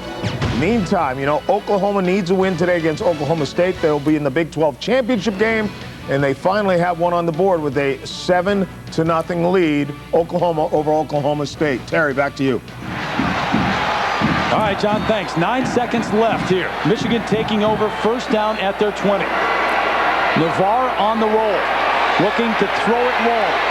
Got hit as he threw and incomplete. 3 seconds remaining. Now, what Michigan wanted to do right there is hit a ball for about 20-25 yards, get it out of bounds, or at least go to a knee, make sure the wide receiver went down, then get up and kill the ball, look for a Hail Mary on the last play of the game. Didn't happen. Comes down to this. Will it be the Illini winning the Big Ten title or Michigan with a miracle? They're going to need one here with 3 seconds left. The Ohio State faithful up on their feet. It's been a tough, really, quarter of a century for Ohio State in this matchup. Michigan winning 17 of the last 25. But Jim Tressel in his first year bringing his squad here to Ann Arbor and on the verge of keeping Michigan from winning a share of the Big Ten championship.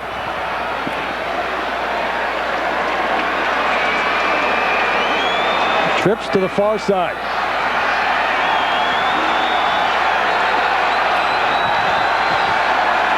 Here it is.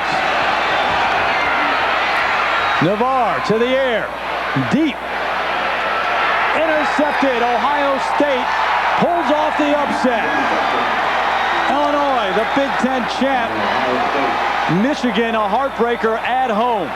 ABC Sports is online at ESPN.com. Keyword ABC Sports. Stay tuned. Skins game up next. This is ABC Sports, continuing the tradition of excellence. Goodbye, everybody.